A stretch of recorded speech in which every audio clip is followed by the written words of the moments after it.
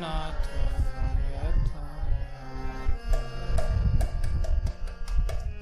तबे तो गाए हरि नाम तबे तो गाए हरि नाम अपराध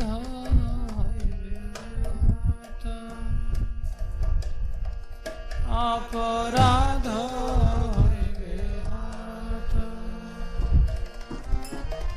कवहे न कृपा लभियाए जाना कवहे न कृपा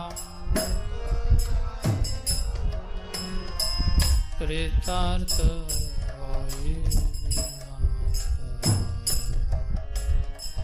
कृतार्थ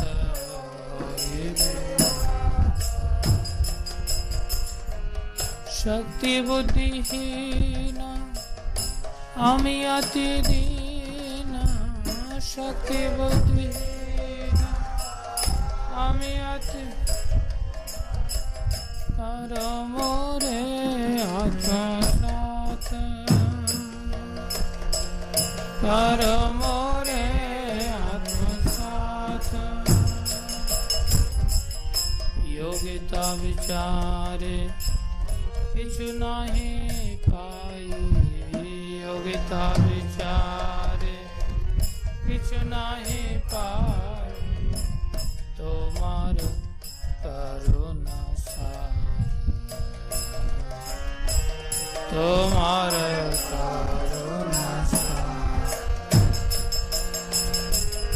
करुणा न होइले कांदिया कांदिया करुणा न होइले प्राण न राखी भोर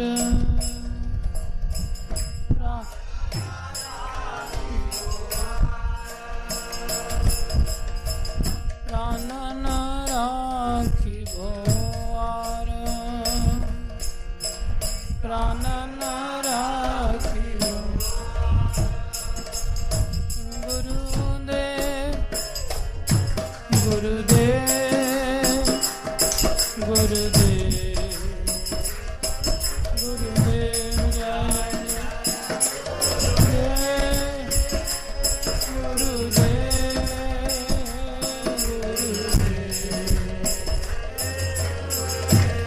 जय जय गुरुदेव गुरुदेव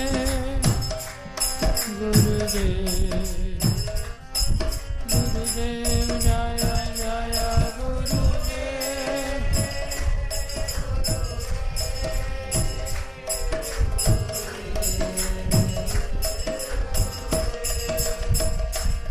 जय राधा माधव कुंज बिहारी जय राधा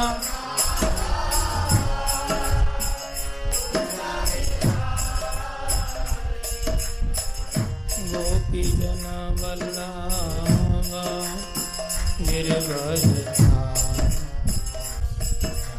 गोपी जन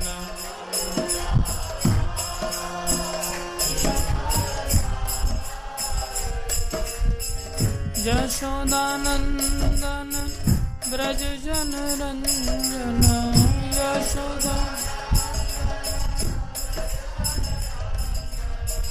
यमुना तीरावन चारि यमुना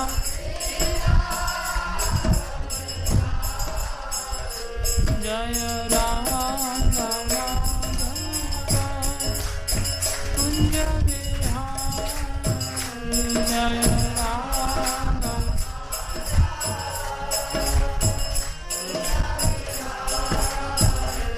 जय राधा माधव कुंज बिहारी जय राधा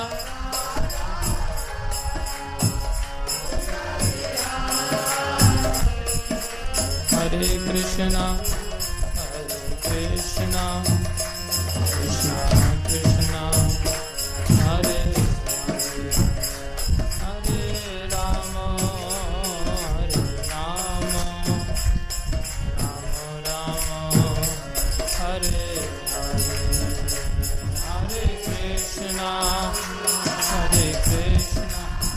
ताली बजाओ, जोर से बोलो।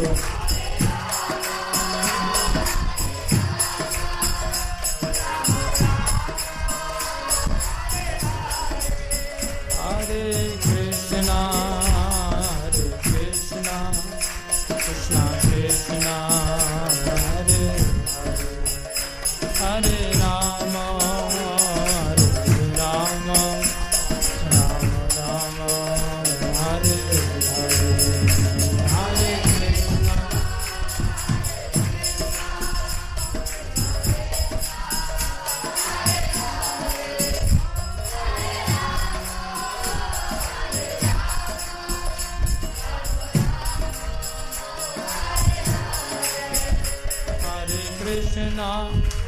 Hare Krishna, Krishna Krishna, Hare Hare, Hare Rama, Rama Rama, Hare Hare, Hare Krishna,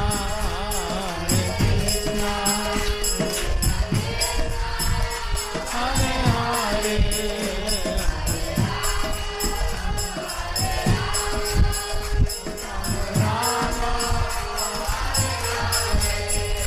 Hare Krishna, Krishna Krishna, Hare Hare, Hare Rama, Rama Rama, Hare Hare, Hare Krishna.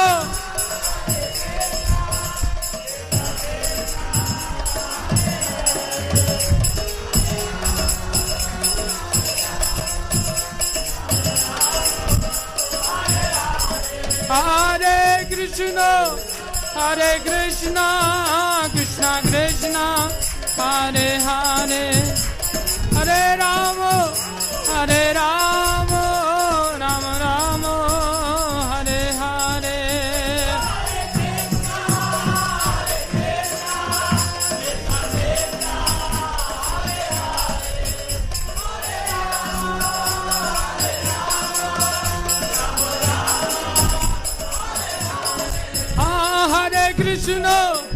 Hare Krishna, Krishna Krishna, Hare Hare, Hare Rama,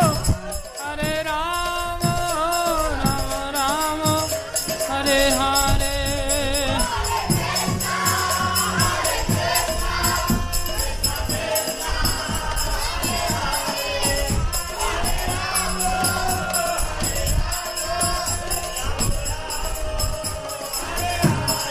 Nitai Gaur Hari Bol, Hari Bol, Hari Bol, Hari Bol, Nitai Gaur.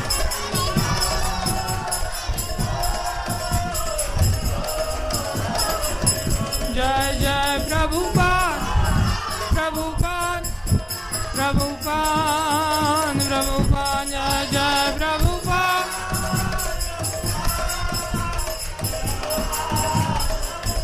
Jai Jai Gurudev, Gurudev, Gurudev, Gurudev, Jai Jai Gurudev.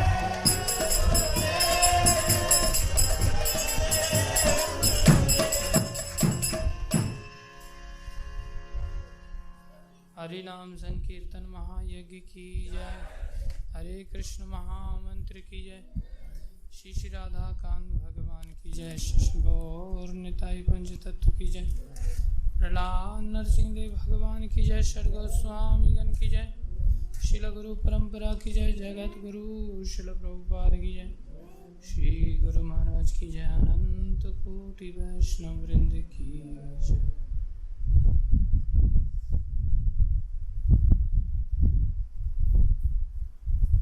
ओम नमो भगवते वासुदेवाय।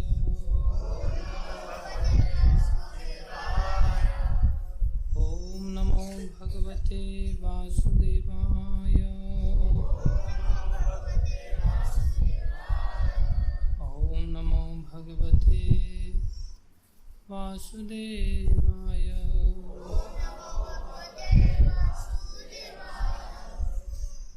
ओम नमो भगवते वासुदेवाय।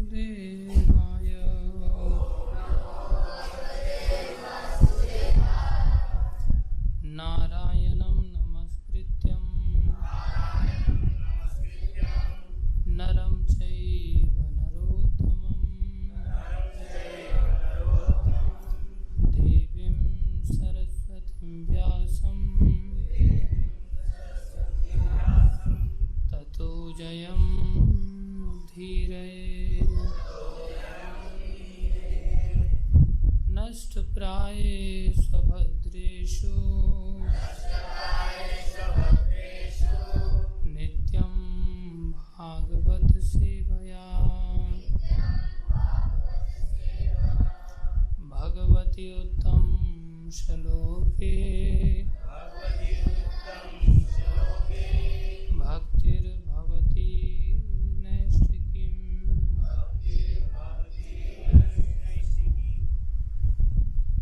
श्रीमद्भागवतम स्कंद 2 अध्याय 1 श्लोक संख्या 3।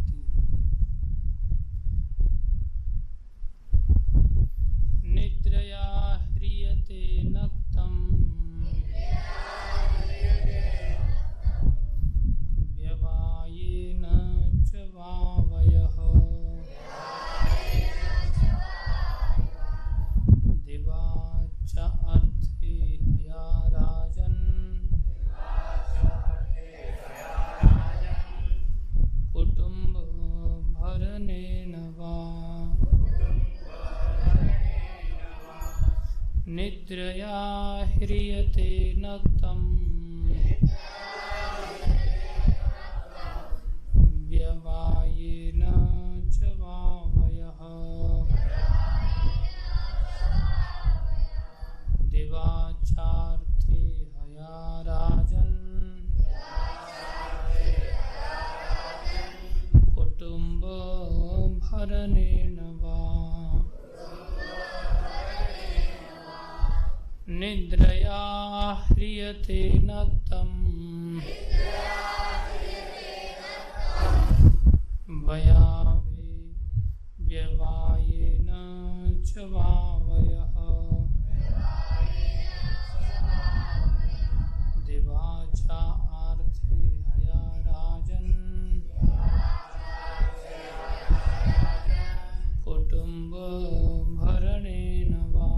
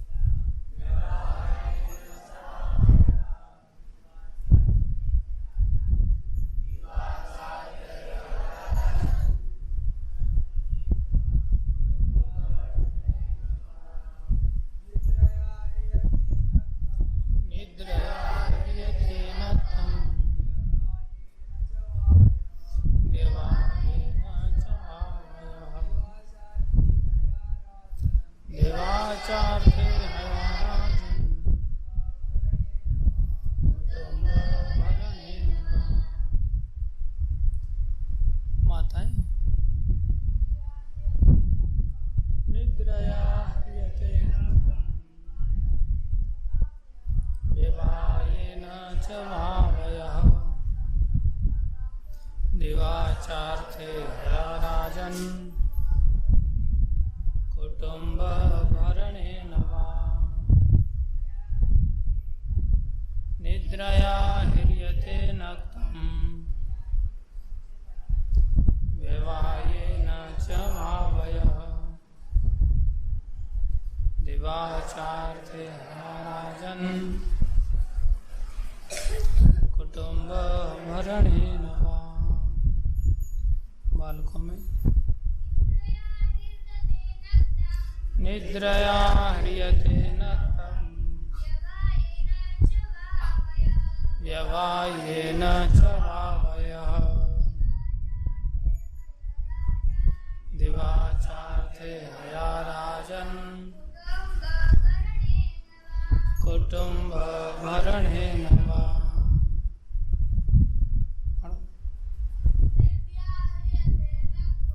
निद्रया ह्रियते नक्तम् वावयः दिवाचार्थे हया राजन् कुटुम्बभरणेन वा।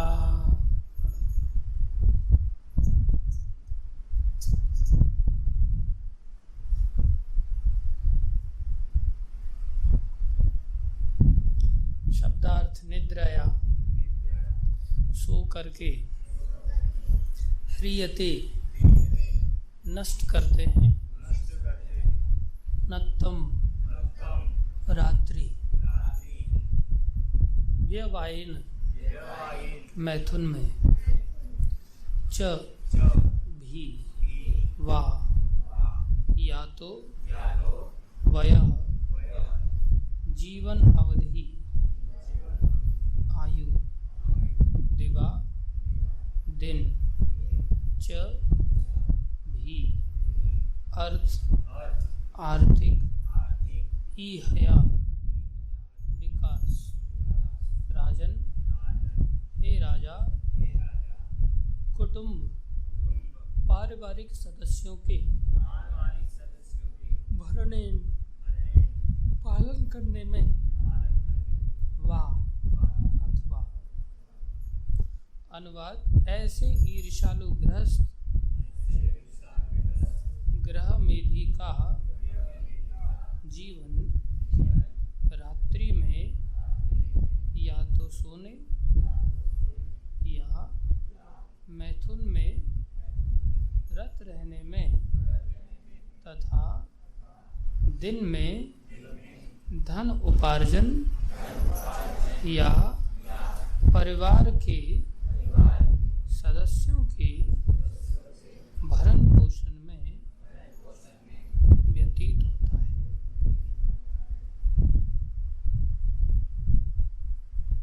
कृपा करके सब ध्यान से सुनेंगे।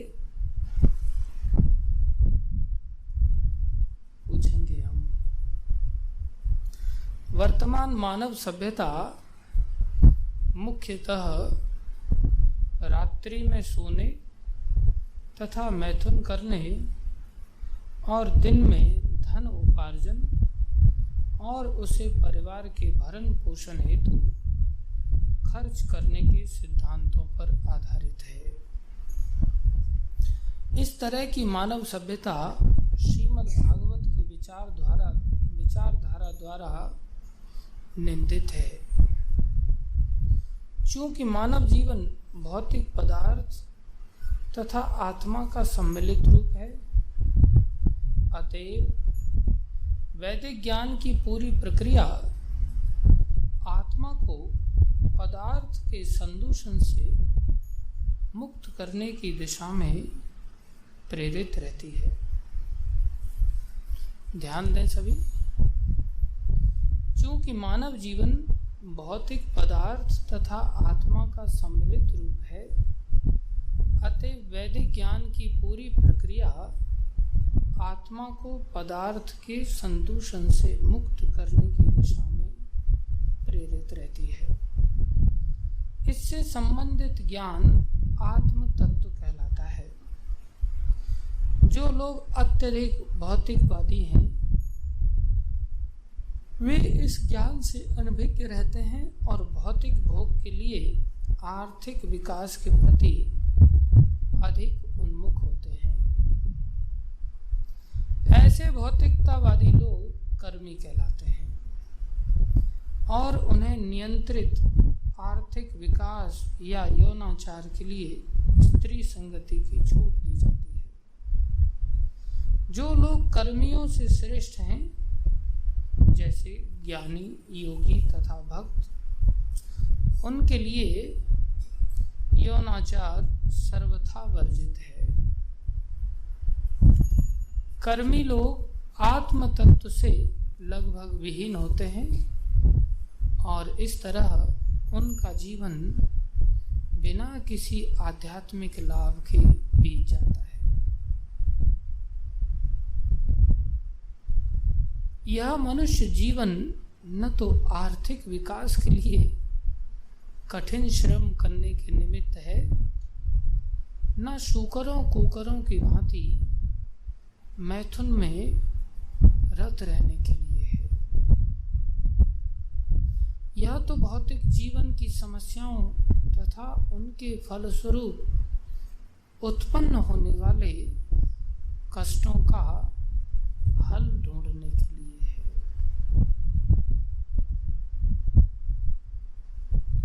सबको समझ आ रही है ना बात?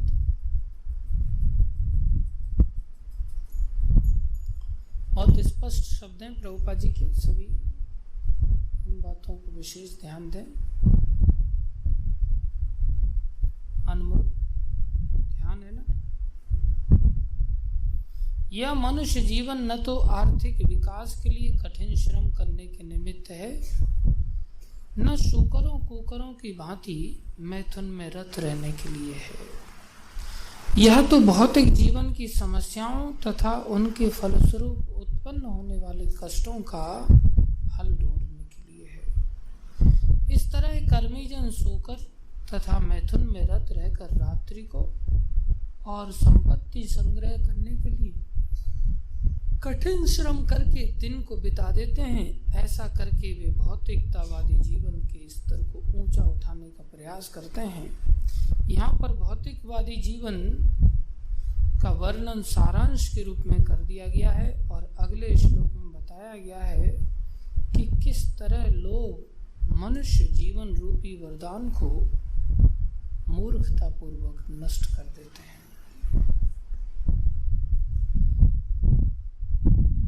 ओम ज्ञानम तिमिरन्धस्य ज्ञानञ्जनशलाकया चक्षुरुन्मीलितं येन तस्मै श्री गुरुवे नमः।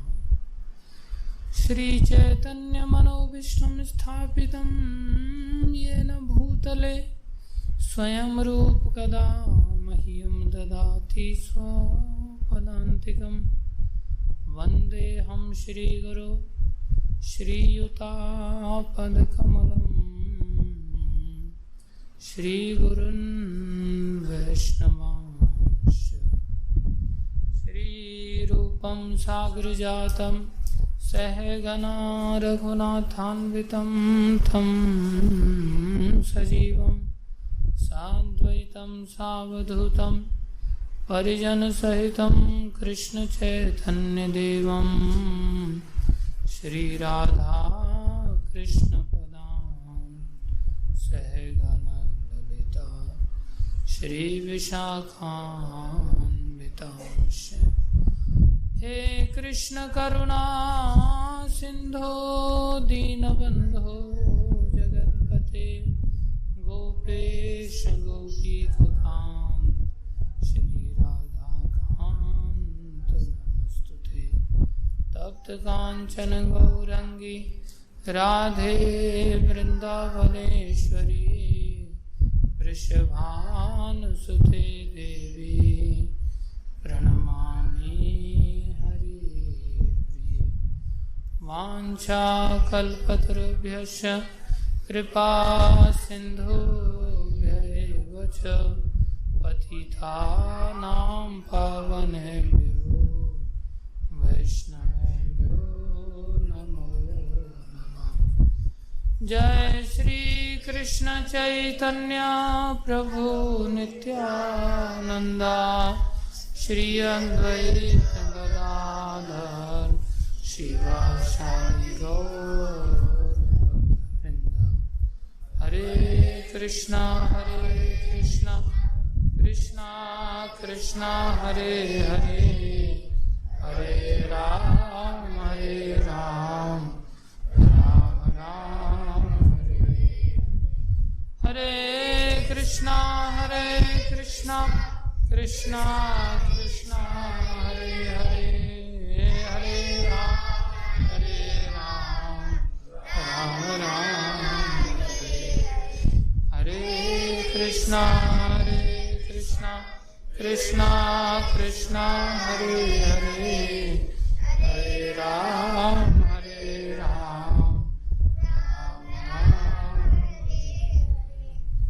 गुरुवे गौरचंद्राय राधिकाय तदालये कृष्णाय कृष्ण भक्ताय तद्भक्ताय नमो।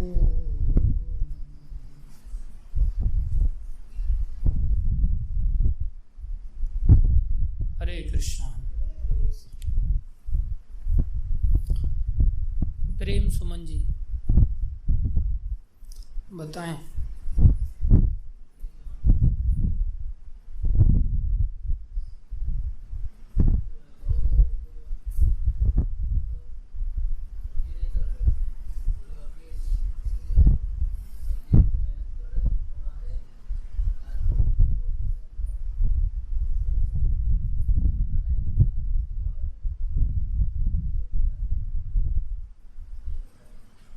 हरि बोल।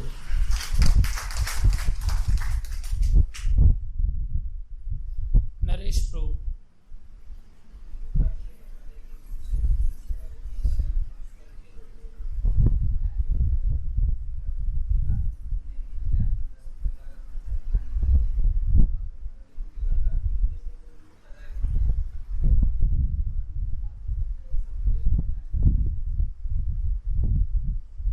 फिर खर्चा पानी कैसे चलेगा फिर?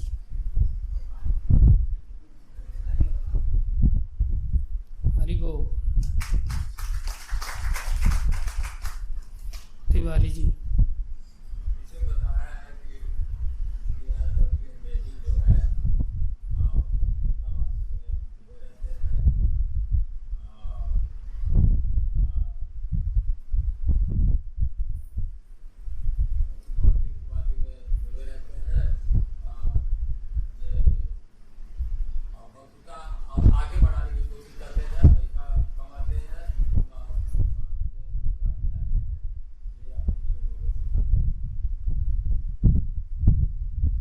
कौन लोग बिताते हैं ऐसा जीवन? ग्रह में। हम कौन सी कैटेगरी के लोग? जय हरि बोल।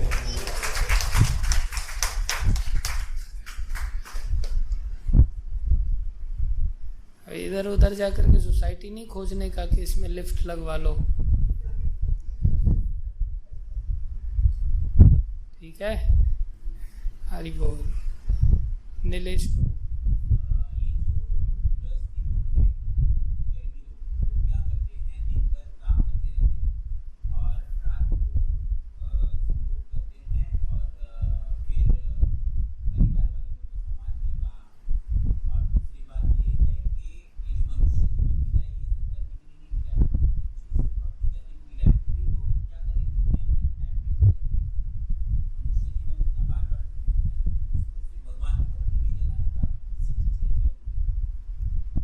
हरि बोल।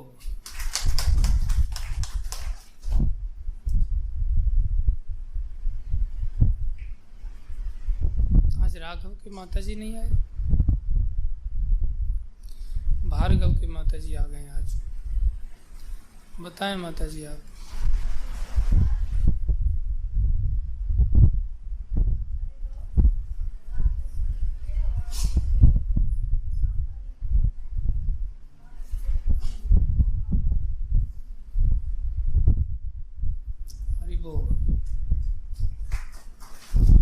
और कुछ महिमा माता, महिमा बताएंगी इस श्लोक की।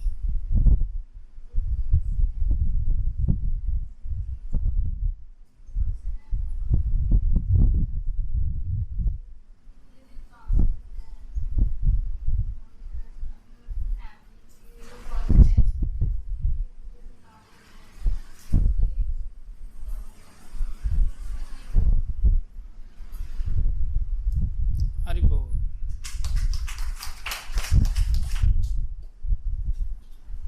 अर्चना माता।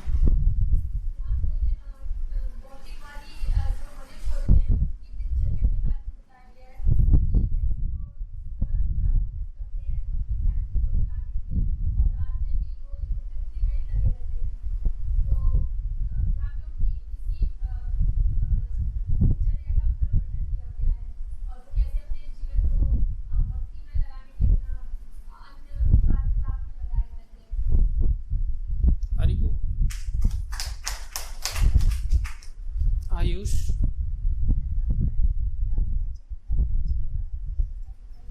हमें भगवान का भजन और कीर्तन करना चाहिए। हरि बोल।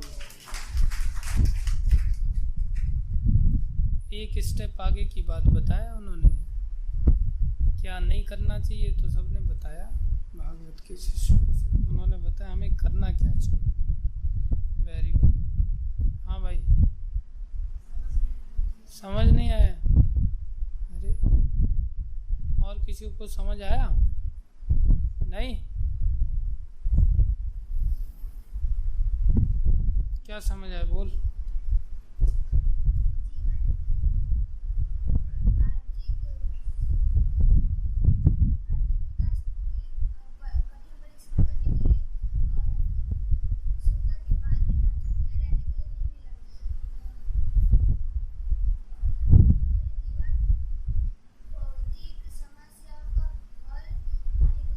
हाँ, अरे वो ये जीवन किस लिए मिला है? भौतिक समस्याओं और उनका हल ढूंढने के लिए। भौतिक समस्याओं, उनके कारण जो दुख उत्पन्न होता है, उसके सॉल्यूशन को ढूंढने के लिए मिला है। Good boy. पढ़ाई फिर किस लिए कर रहे हैं हम सभी लोग?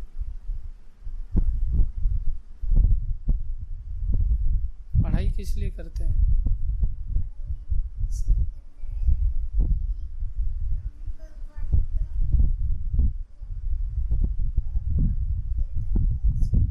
भगवान के कीर्तन में लग सके। हरि बोल। तो कीर्तन में तो बिना पढ़े भी लग रहे हैं अभी।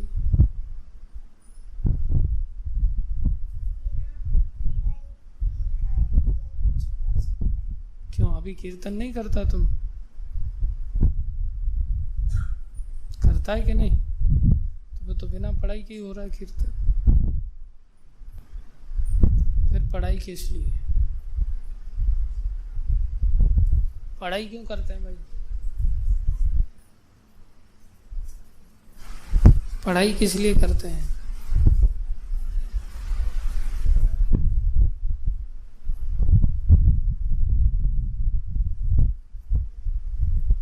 मैं तो पढ़ाई क्यों करते हैं?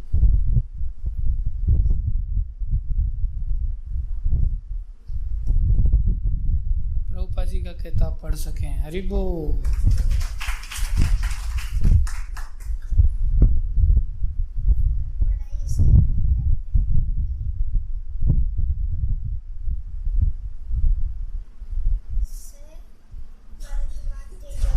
दिमाग तेज होता है। हरि बोल। हाँ भाई, पढ़ाई किस लिए करते हैं? पढ़ाई क्यों करते हैं?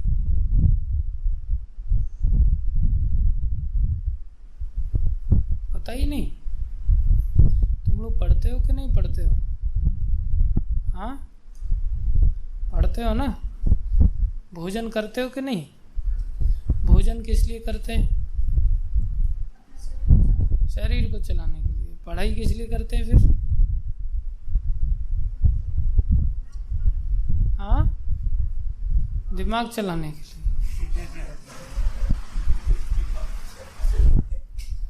दिमाग तो चेस खेलने से भी चल जाता है। अभी दिमाग नहीं चलता बिना पढ़े लिखे। हरे कृष्णा।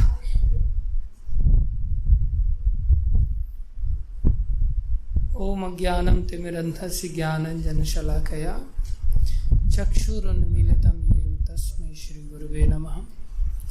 गुरुवे गौरचंद्राय राधिकाय तदालये कृष्णाय कृष्ण भक्ताय तद्भक्ताय नमः। हरे कृष्णा। आप सभी भक्तों का, माताओं का, बालकों का हार्दिक अभिनंदन है, स्वागत है। गुरु वैष्णव की दया से जो कुछ भी थोड़ी देर कहें, कृपा करके इन बातों को ध्यान से सुनिए। देखो, हम सभी इस भागवत कक्षा में आकर के बैठा करते हैं। क्यों बैठा करते हैं? हाँ,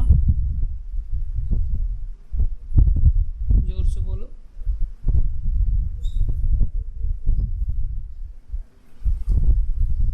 भागवत की जो विचारधारा है उसको अपने जीवन में अपनाना चाहते हैं, इसलिए हम यहाँ आकर के बैठते हैं। समझ रहे हो? कोई भी व्यक्ति किसी के पास बैठता है, उठता है, उसकी बातें उसको अच्छी लगती हैं तभी तो बैठता है ना। अगर उसकी बातें उसको अच्छी नहीं लगती तो उसके पास कोई बैठेगा नहीं। हम लोग रोज भागवत में समय निकाल करके आते हैं। क्यों आते हैं? क्योंकि हम इस भागवत की जो विचारधारा है, जो हमें पढ़ने के बाद प्राप्त होती है, उससे हम अवगत होते हैं, उसको हम जीने के लिए इच्छुक हैं, इसीलिए बैठते हैं ना। हाँ, अब इसी भागवत की विचारधारा को अगर कोई हमें व्यक्ति दोहराए तो वो बात हमें अच्छी लगेगी या बुरी लगेगी? अच्छी लगनी चाहिए ना। लेकिन अगर कोई व्यक्तिगत रूप से हमें इस विचारधारा के बारे में अगर बोलता है तो हमें प्रायः कैसी लगती है? प्रायः अच्छी नहीं लगती, क्योंकि हम इसके अभ्यस्त नहीं है इस विचारधारा के जीने के। लेकिन लगना चाहिए अच्छा ही, लगना चाहिए अच्छा ही, लेकिन लगता कैसा है? बुरा। लगता कैसा है? बुरा। अगर हम इस विचारधारा को जीते नहीं हैं तो प्रायः बुरा लगता है। कोई कहे कैसे? जैसे गधा कोई रोड पे खड़ा है और उसको हॉर्न बजाया जाए, तो गधा प्रायः हटता नहीं है हॉर्न सुनने पर। तो गधे को वो हॉर्न कैसा लगेगा? गधे को वो हॉर्न कैसा लगेगा? बुरा। कुत्ता जानबूझ करके भागता है जब गाड़ी आती है उस समय में रोड क्रॉस करने के लिए, और उसको रोकने का प्रयास किया जाता है तो उसको कैसा लगता है? बुरा लगता है। कई बार हमें भी ऐसा ही फील होता है जब हमें कोई बात थोड़ी सी व्यक्तिगत बता दी जाए ना, इन्हीं बातों को थोड़ा सा व्यक्तिगत बोल दिया जाए ना, क्या सोता रहता है। अगर कोई बोल दे क्या सोता रहता है, तब देखो उसको कैसा लगता है। और जबकि ये विचारधारा किसकी है? ये उस भागवतम की है जिसको हम रोज सुनने आते हैं। ये भागवत केवल सुनने आते उन्हीं लोगों के लिए है या जो सुनने नहीं आते उनके लिए भी है? सोनू प्रभु, हाँ, दोनों के लिए है। ताली बजाइए सभी।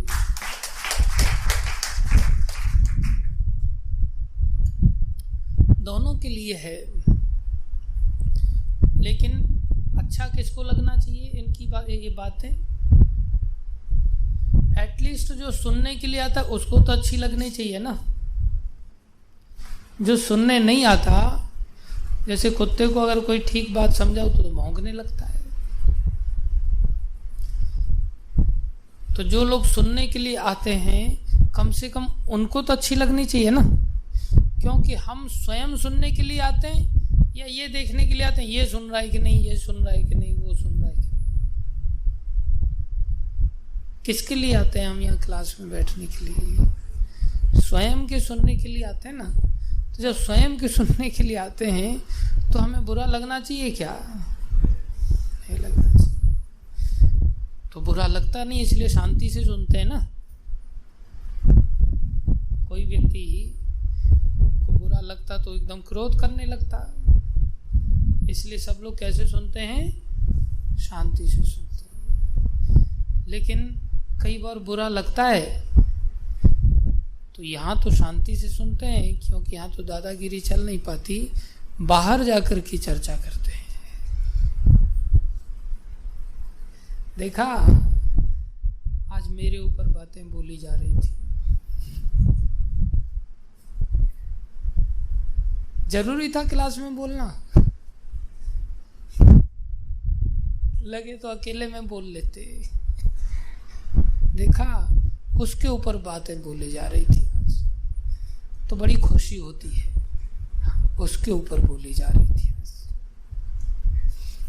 और जब अपने ऊपर बोली जाती है तो धीरे धीरे गर्दन नीचे झुकती चली जाती है, नीचे झुकती चली जाती है। और कितना उड़ाएंगे हमारी, और कितना बोलेंगे हमारे ऊपर, और नीचे गाड़ देते हम गर्दन। सहन करना बहुत कठिन हो जाता है, और बाहर जाकर के तो फिर विस्फोट होने लगता है। बाहर हो सकता है हम किसी को व्यक्त ना भी करें, लेकिन हृदय में तो हम सबके साथ ऐसा, पता नहीं आपके साथ ऐसा होता है कि नहीं, मेरे साथ तो ऐसा होता है। मैंने तो ऐसा खूब अनुभव किया है अपने जीवन में, आज भी करता हूँ। भाषण तो यहाँ दे करके बहुत सहज है मेरे लिए, लेकिन जब गुरुजी भाषण देते हैं तब एकदम पीछे, कई सारे लोगों के पीछे, पीठ के पीछे गर्दन झुका करके बैठना पड़ता है कि कहीं महाराज को कोई हमारा कोई पास टाइम याद ना आ जाए और हमारी बात की चर्चा कहीं चालू ना हो जाए। और कई बार ऐसा भी होता है कि पास टाइम एक दूसरे के मैच कर जाते हैं। 4 लोगों के साथ एक जैसी घटना घटित हुई रहती है, और महाराज किसी एक की बताते हैं और दूसरे को लगता है ये मेरी बताई जा रही है, तीसरे को लगता है ये मेरी भी बताई जा रही है, सबको ऐसा लगता है ये मेरे ऊपर ही आज की बात। अब इसमें महाराज का क्या दोष, वो पॉइंट आउट थोड़ी कर रहे हैं, प्रायः जीवन ही लोगों का ऐसा बना हुआ है।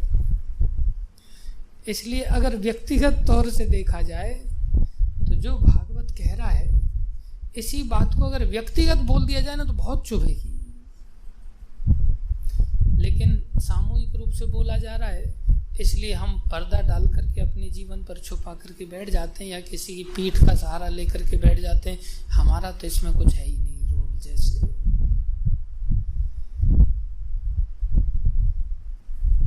लेकिन हम सबका रोल है, इसलिए ये भागवत हमारे लिए है, क्योंकि हम सब ऐसे ही हैं, नहीं तो ये भागवत हमें दी नहीं जाती इस तरह से। हम लोग क्या करते हैं, अगर कोई नहीं करता तो बहुत अच्छी बात है, उसको सावधान हो जाना चाहिए। कोई कहे मेरा तो ऐसा जीवन है ही नहीं, फिर मेरे लिए ये श्लोक का क्या औचित्य है? तुम्हारे लिए ये औचित्य है, तुम कभी ऐसे बन मत जाना गलती से। अगर तुम हो तो तुम इस विचारधारा के विपरीत हो, और अगर नहीं हो तो गलती से भी नहीं बनना ऐसा। तो भागवत की विचारधारा क्या है उसको प्रभुपाद जी यहाँ समझा रहे हैं। वर्तमान मानव सभ्यता मुख्यतः रात्रि में सोने, ध्यान दें, रात्रि में सोने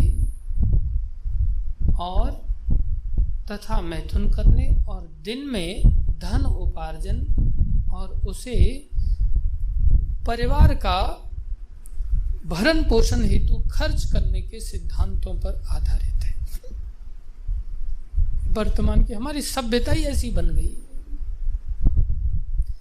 कुछ लोग तो इस सभ्यता को भी और आगे क्रॉस कर रहे हैं, मानव सभ्यता के इस सिद्धांत को भी पीछे छोड़ के मनुष्य शरीर में पोलर बियर की सभ्यता में घुसना चालू कर दिया लोगों ने। रात्रि को ही सोने नहीं, साथ में दिन में भी सोने में व्यतीत होना चालू हो।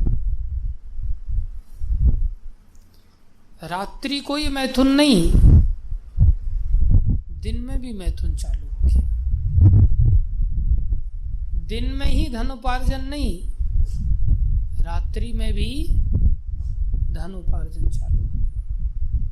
मेरा मित्र था, वो बेचारा सुबह में 2:30 बजे अचानक से नींद से खुलता था। वो रेमंड कंपनी थी, उसमें काम करने के लिए जाता था, तो उसका शिफ्ट चेंज होता रहता था, कोई सिस्टम ही नहीं था उसका, हर हफ्ते शिफ्ट चेंज होता था उसका। 2:30 बजे उठता था तो ऐसा लगता था आंखें लाल एकदम भूत की तरह, जैसे कोई पागल हो गया हो, और फटाफट भूत की तरह एकदम बाल इधर बिखरे पड़े हैं।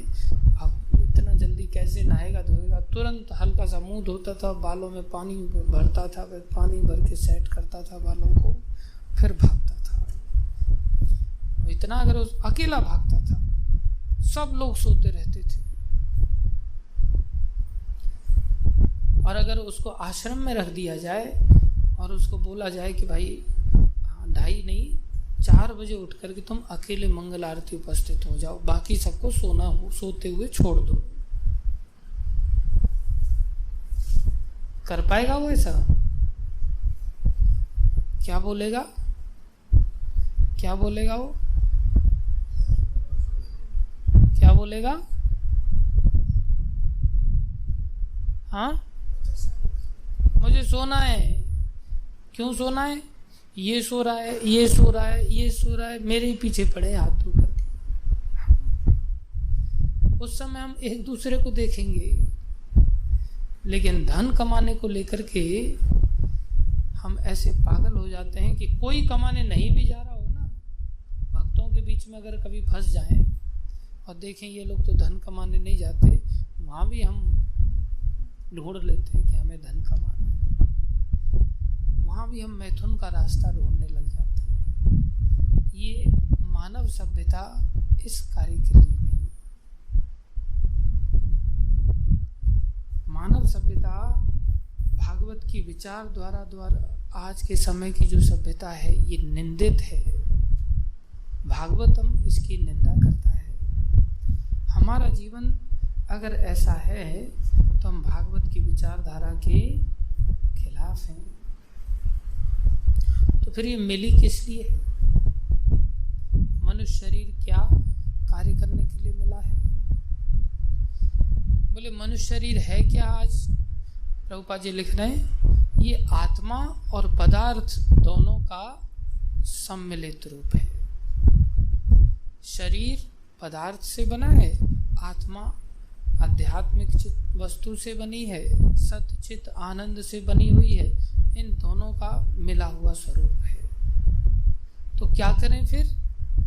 बोले इतना ऊपर उठो, इतना ऊपर उठो। गीता में भगवान ने कहा त्रैगुण्य विषया वेदा निस्त्रैगुण्य भव अर्जुन। आगे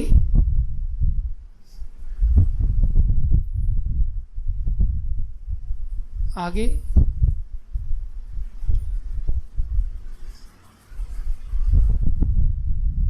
कुछ श्लोक आप लोग भी याद कर लिया करो रोज के क्रम से अगर चाहो तो।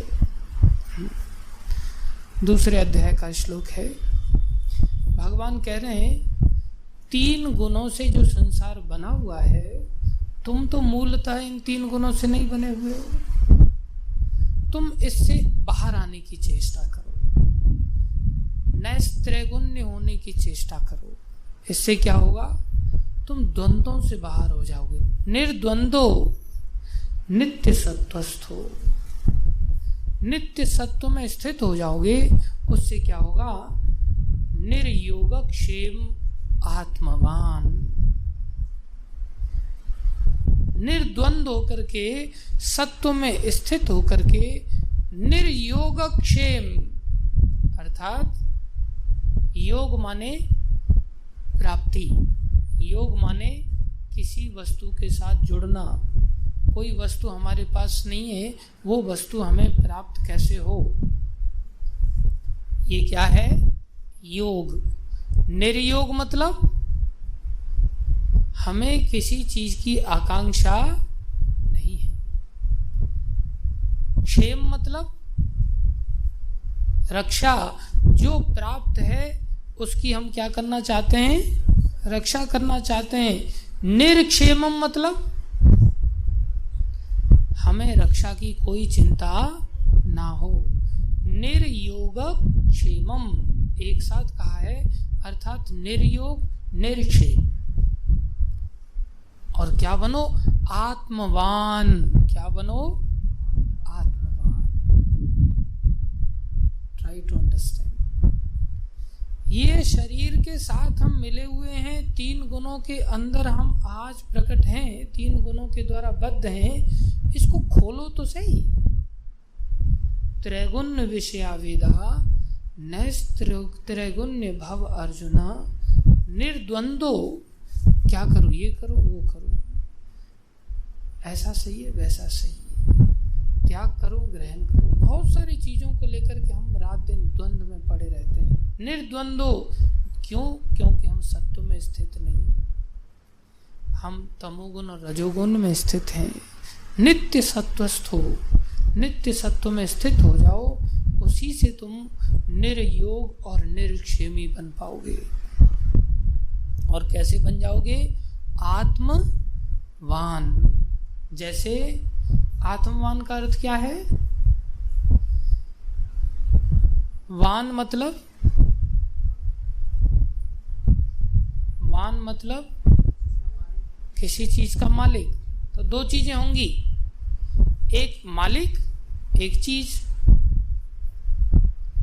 जहां वान शब्द लगेगा, जैसे कहा जाए धनवान, वहां कितनी चीजें पाई जाएंगी? कौन कौन सी? एक धन और एक धन को रखने वाला मालिक, धन का ओनर। विद्यावान मतलब विद्या और विद्या को रखने वाला, अलग, वो अलग होगा ना। अब बोला जाए आत्मवान मतलब आत्मा अलग वस्तु, और आत्मवान मतलब आत्मा का ओनर। आत्मा का ओनर कौन होगा?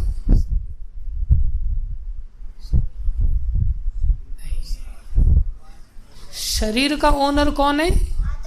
आत्मा। संसार की जितनी भी वस्तुएं, उन सब का वास्तव में ओनर कौन है? आत्मा। बाकी जो कुछ भी है सब क्या है? पजेशंस हैं।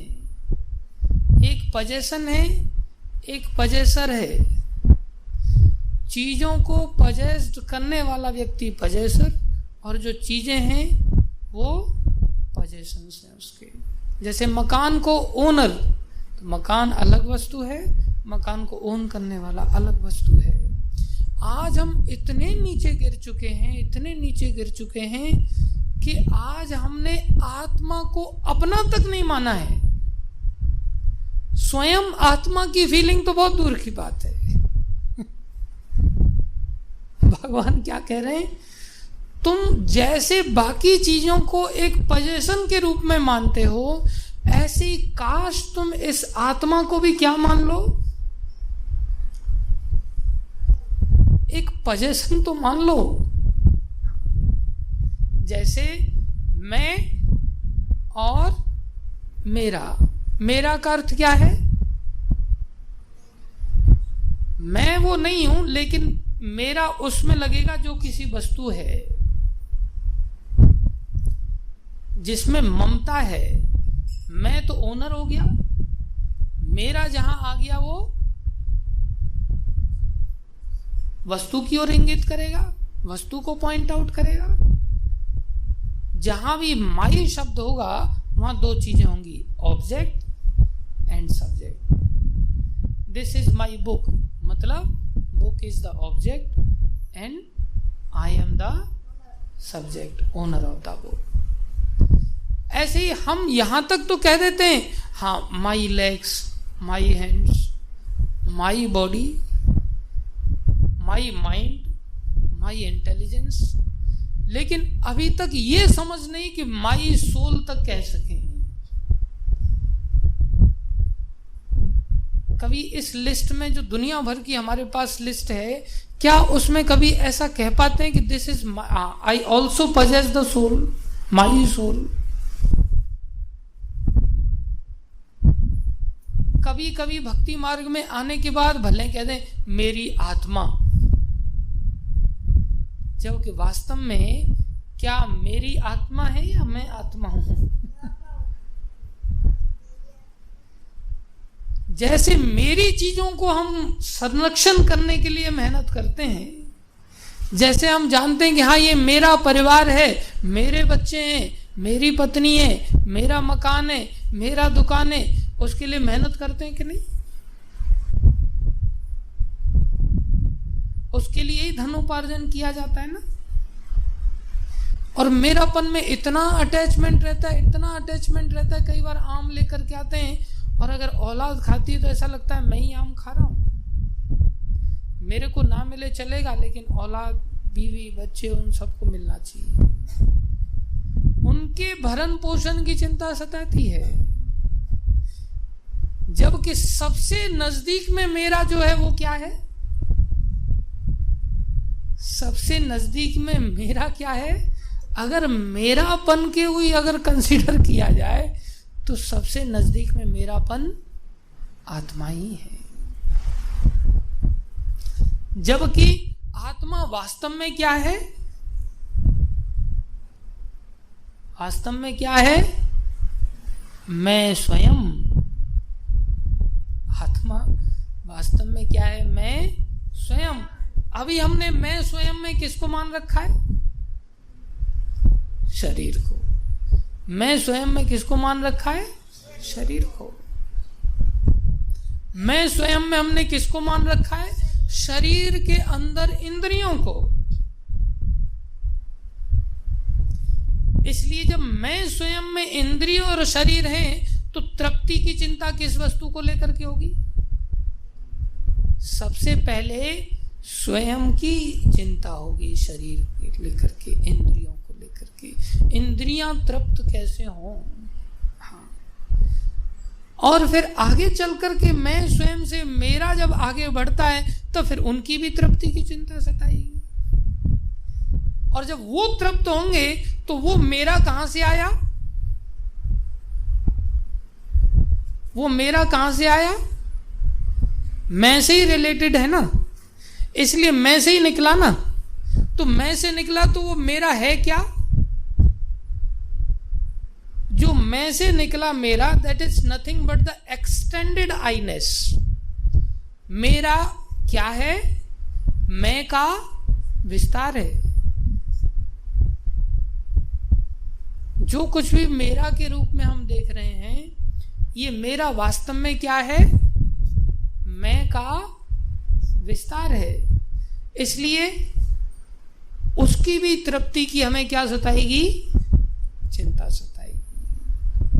इसलिए जहां जहां तक मेरा फैला हुआ है और गलती से हमने शरीर को मैं मान लिया है, इंद्रियों को मैं मान लिया है, इसलिए मैं और मेरा को लेकर के योगक्षेम की चिंता सताएगी। समझ में आ रहा है या ऊपर से जा रहा है?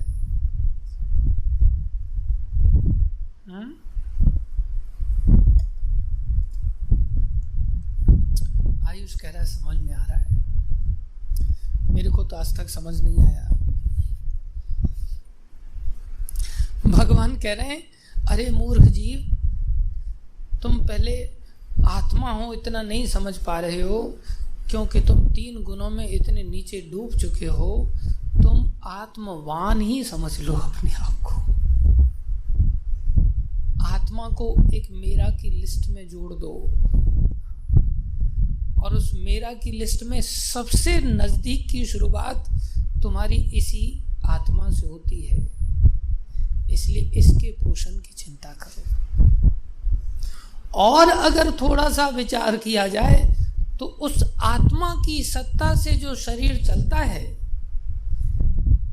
मेरा सबसे नजदीक मतलब जो हमारी सबसे ज्यादा चिंता करे, उसी को तो हम अपना मानेंगे ना। तो उसमें सबसे ज्यादा हमारे जीवन का आधार क्या है जो हमें चलाता है? बोले वो आत्मा है।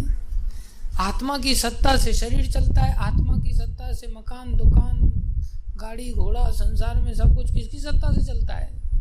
आत्मा की सत्ता से चलता है। तो आत्मा क्या हुआ? मेरा भी अगर माने तो सबसे नजदीक में मेरा क्या हुआ? आत्मा। तो सबसे पहले चिंता किसकी करनी चाहिए? आत्मा की। लेकिन उस आत्मा की भी सत्ता कौन है? उस आत्मा की भी आत्मा कौन है? भगवान श्री कृष्ण, परमात्मा। इसलिए उस समय अगर मेरा का दृष्टिकोण शुरुआत करें तो फिर और मेरापन सबसे नजदीक किसके प्रति लागू होगा? किसके प्रति लागू होगा? उस आत्मा को भी सामर्थ्य देने वाले कौन है? श्री कृष्ण।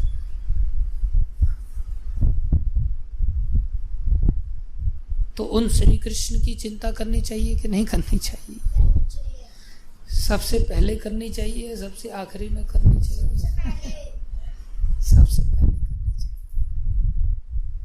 लेकिन हमारा चित्त इतना गंदा है, क्योंकि चित्त कैसा है?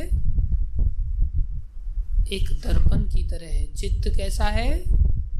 एक दर्पण की तरह है। महाप्रभु ने कहा चेतो दर्पण। ये चित्त क्या है? एक दर्पण है। अब दर्पण में कोई व्यक्ति अगर चेहरा देखना चाहता है तो सबसे नजदीक वस्तु जो होगी उसका चेहरा दिखेगा या सबसे दूर वस्तु जो होगी उसका चेहरा दिखेगा? सबसे नजदीक। यहाँ शीशा रखा और 1 किलोमीटर दूर से कोई चेहरा देखने के लिए खड़ा है, उसको चेहरा दिखेगा अपना? और जो नजदीक है सबसे देखेगा। तो सबसे नजदीक में कौन है अभी इस चित्त के? सबसे नजदीक कौन है? आत्मा या परमात्मा? आत्मा की भी आत्मा कौन है? सबसे नजदीक वाला मेरा कौन है? श्री कृष्ण। तो सबसे पहला इस चित्त में कौन दिखना चाहिए? कृष्ण। लेकिन हमारे चित्त में सबसे पहले कौन दिखता है? सोना, खाना, मैथुन करना, ये चित्त में हर समय दिखता है। और कोई अगर इन चीजों में निपुण होता है तो बोलते हाँ, he is a self conscious person. उसको क्या माना जाता है? Self conscious person. बोले कॉन्शियस है, देखो धन कमाता है, देखो समय पर अपना सोने का ध्यान रखता है, देखो संतान पैदा कर रहा है, कितना कॉन्शियस होकर के आगे बढ़ रहा है। कदम कदम पर कॉन्शियस है और अपनी कॉन्शियसनेस को दर्शाता है कि मैंने जो काम किया ना, जो कुछ भी कर रहा हूं मैं ऐसे थोड़ी कर रहा हूं, प्रॉपर रीजन है इसके पीछे, मैं बहुत इंटेलिजेंट हूं। जैसे लालू को एक बार प्रश्न किया गया कि भारतवर्ष में इतनी जनसंख्या बढ़ गई है, आपने 9 बच्चे पैदा कर दिए, आप तो लीडर हैं देश के, आपके 9 बच्चे हैं, ऐसा तो आपको शोभा नहीं देता। बोले नहीं, मैंने कुछ गलत नहीं किया। तो क्या मतलब? बोले जब मेरी संतानें, जब हम पारिवारिक जीवन जी रहे थे उस समय कांग्रेस की सरकार थी और फैमिली प्लानिंग कांग्रेस ने दिया और मैं विपक्ष में था, तो मैं फैमिली प्लानिंग को कैसे स्वीकार करता? इसलिए मैंने जानबूझ के 9 बच्चे पैदा किए।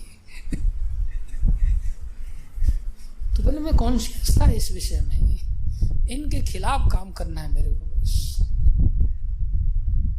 तो हम लोग कई बार अपना उल्लू सीधा करने के लिए बहुत कॉन्शियसली ऐसे ऐसे स्टेटमेंट सामने रखते हैं, ऐसा मैं इसलिए कर रहा हूं, आप नहीं समझ सकते, आपको नहीं समझ आएगा, मैं बताता हूं आपको इसके पीछे रहस्य क्या है। और ऐसे लोगों को समझाना बहुत कठिन होता है। They are considering themselves that they are the self conscious, और वो सेल्फ कॉन्शियस मतलब ऐसा लगता है सेल्फ रियलाइज्ड हैं, लेकिन self realization is something different and self conscious is something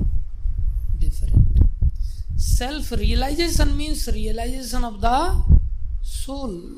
हम आत्मा है, आत्मा की भी आत्मा श्री कृष्ण है, इसलिए self realization means really Krishna conscious. Self of the self is Krishna. उस आत्मा की भी आत्मा कौन है? कृष्णा। अगर हम रियली में सेल्फ रियलाइज्ड हैं तो हम क्या होंगे? कृष्णा कॉन्शियस होंगे। ना कि आज हम शरीर कॉन्शियस हैं और स्वयं को क्या कहते हैं? We are self conscious. So called self conscious is not the self realization. If we are really the self-conscious, then we will be surely Krishna conscious. अगर हम वास्तव में ही सेल्फ कॉन्शियस हैं तो हम क्या होंगे? कृष्णा कॉन्शियस। अपना भला चाहने वाले, अपनी चिंता करने वाले अगर हम वास्तव में हैं तो हम क्या होंगे? कृष्णा कॉन्शियस। ये नहीं मैं मंगल आरती इसलिए नहीं आया क्योंकि मेरा पीठ में दर्द हो रहा था, मेरा सर्वाइकल की समस्या थी, मेरे को ऐसा था, इसलिए मैं क्या कर रहा था? समाधान के रूप में मैं रेस्ट कर रहा था। क्यों? क्योंकि मैं कॉन्शियस हूं अपने बारे में, अपना भला चाहता हूं। क्या वो वास्तव में भला चाह रहा है? प्रभुपाद जी कह रहे हैं अगर कोई बीमार है और इतना बीमार है कि वो खड़ा होकर के चल नहीं सकता तो भी उसको क्राउलिंग करके मंगल आरती पहुंचना चाहिए। क्यों? क्योंकि मंगल आरती में वो कैसा बना सकता है अपने आप को? कृष्णा कॉन्शियस बना सकता है। आप इस कमर को बहुत लंबे समय तक बचा करके रख भी नहीं सकते, एक न एक दिन तो इसको दर्द करना ही है। और आप सोचो कि रेस्ट करने से आपका दर्द नहीं होगा, भूल जाओ इसको। एक न एक दिन ऐसा दर्द होगा कि आप इससे कभी निकल ही नहीं पाओगे। लेकिन शुरुआत में हमने इस दर्द को इतना महत्व दिया कि कृष्णा कॉन्शियस को भी महत्व नहीं दिया। परिणाम में क्या होगा? हम प्रैक्टिस नहीं कर पाए और उसके अभाव में हम कृष्णा कॉन्शियस नहीं बना पाए अपने आप को, तो अंतिम अवस्था में उस दर्द से जूझना हमारे लिए बहुत कठिन हो जाएगा। और अगर हम बाई चांस अभी का थोड़ा सा दर्द सहते हुए यदि हमने अपने आप को कृष्णा कॉन्शियस बना लिया तो आगे चल करके हम बॉडी कॉन्शियस नहीं रहेंगे, हमारी भक्ति पक जाएगी। और जब बॉडी कॉन्शियस होंगे ही नहीं तो बॉडी का दर्द सताएगा नहीं। फिर शरीर की कोई भी समस्या हमें कष्ट नहीं। ये कितना प्रैक्टिकल सिद्धांत है। वैसे हम पढ़े लिखे इतने ज्यादा पढ़ लिख जाते हैं, कोई बीटेक, कोई एमटेक, कोई एमएससी, कोई एमफिल, कोई पीएचडी, कोई एमबीबीएस, कोई एमडी, दुनिया भर की पढ़ाई पढ़ लेते हैं, लेकिन कभी अंतर्मुख होकर के भागवतम का ये छोटा सा सिद्धांत जिसको समझने के लिए ये मनुष्य शरीर मिला है। प्रभुपाद जी कहते थे yet this philosophy is so simple even a child can understand this philosophy. इतनी सी बात को समझाना कोई बहुत कठिन काम नहीं है। एक बालक को भी ये बात लॉजिकली समझाई जा सकती है, लेकिन हम जीव कहाँ समझ पाते हैं। हम सभी को अगर कोई समझाने भी चले ना तो ऐसी स्थिति होती है जैसे गधे को हॉर्न बजाने जैसी। अरे तू साइड से निकल जाना, क्यों हॉर्न बजा रहा है? तेरे को ही ज्यादा कृष्णा कॉन्शियस बनना है तो तू जा मंगल आरती करने के लिए, जरूरी है मेरे को उठाते हुए जाना? हाँ, अरे तुम जाओ, तुम तुम्हारा भला करना चाहते हो, अच्छी बात है, मुझे तो सोने दो। लाइट जला के तिलक जला लगा रहे हो, मोबाइल की लाइट से नहीं लगा सकते? मेरी नींद खराब करती फालतू में। किसी के साथ जबरदस्ती नहीं करनी चाहिए। अपने आप भक्ति में जिसकी इच्छा हो करेगा, नहीं तो नहीं करेगा। ये हमारी निपट मूर्खता है। इसलिए प्रभुपाद जी इस बात को भागवत के द्वारा समझा रहे हैं, लेकिन हमारी स्थिति भेड़ चाल जैसी है। सारा संसार पैसे के पीछे एकदम अंधा है, एकदम अंधा है। सारा संसार मैथुन के पीछे एकदम अंधा है, पागल है सभी। एक कुत्ता भी पागल है, एक चनूना भी पागल है जो नाली का कीड़ा है, एक कबूतर भी पागल है, एक सूअर भी पागल है, ऐसी एक मनुष्य भी पागल है। तो भाई क्यों मनुष्य शरीर लिया था? प्रभुपाद जी यहाँ स्पष्टता के साथ कह रहे हैं कि भाई ये जो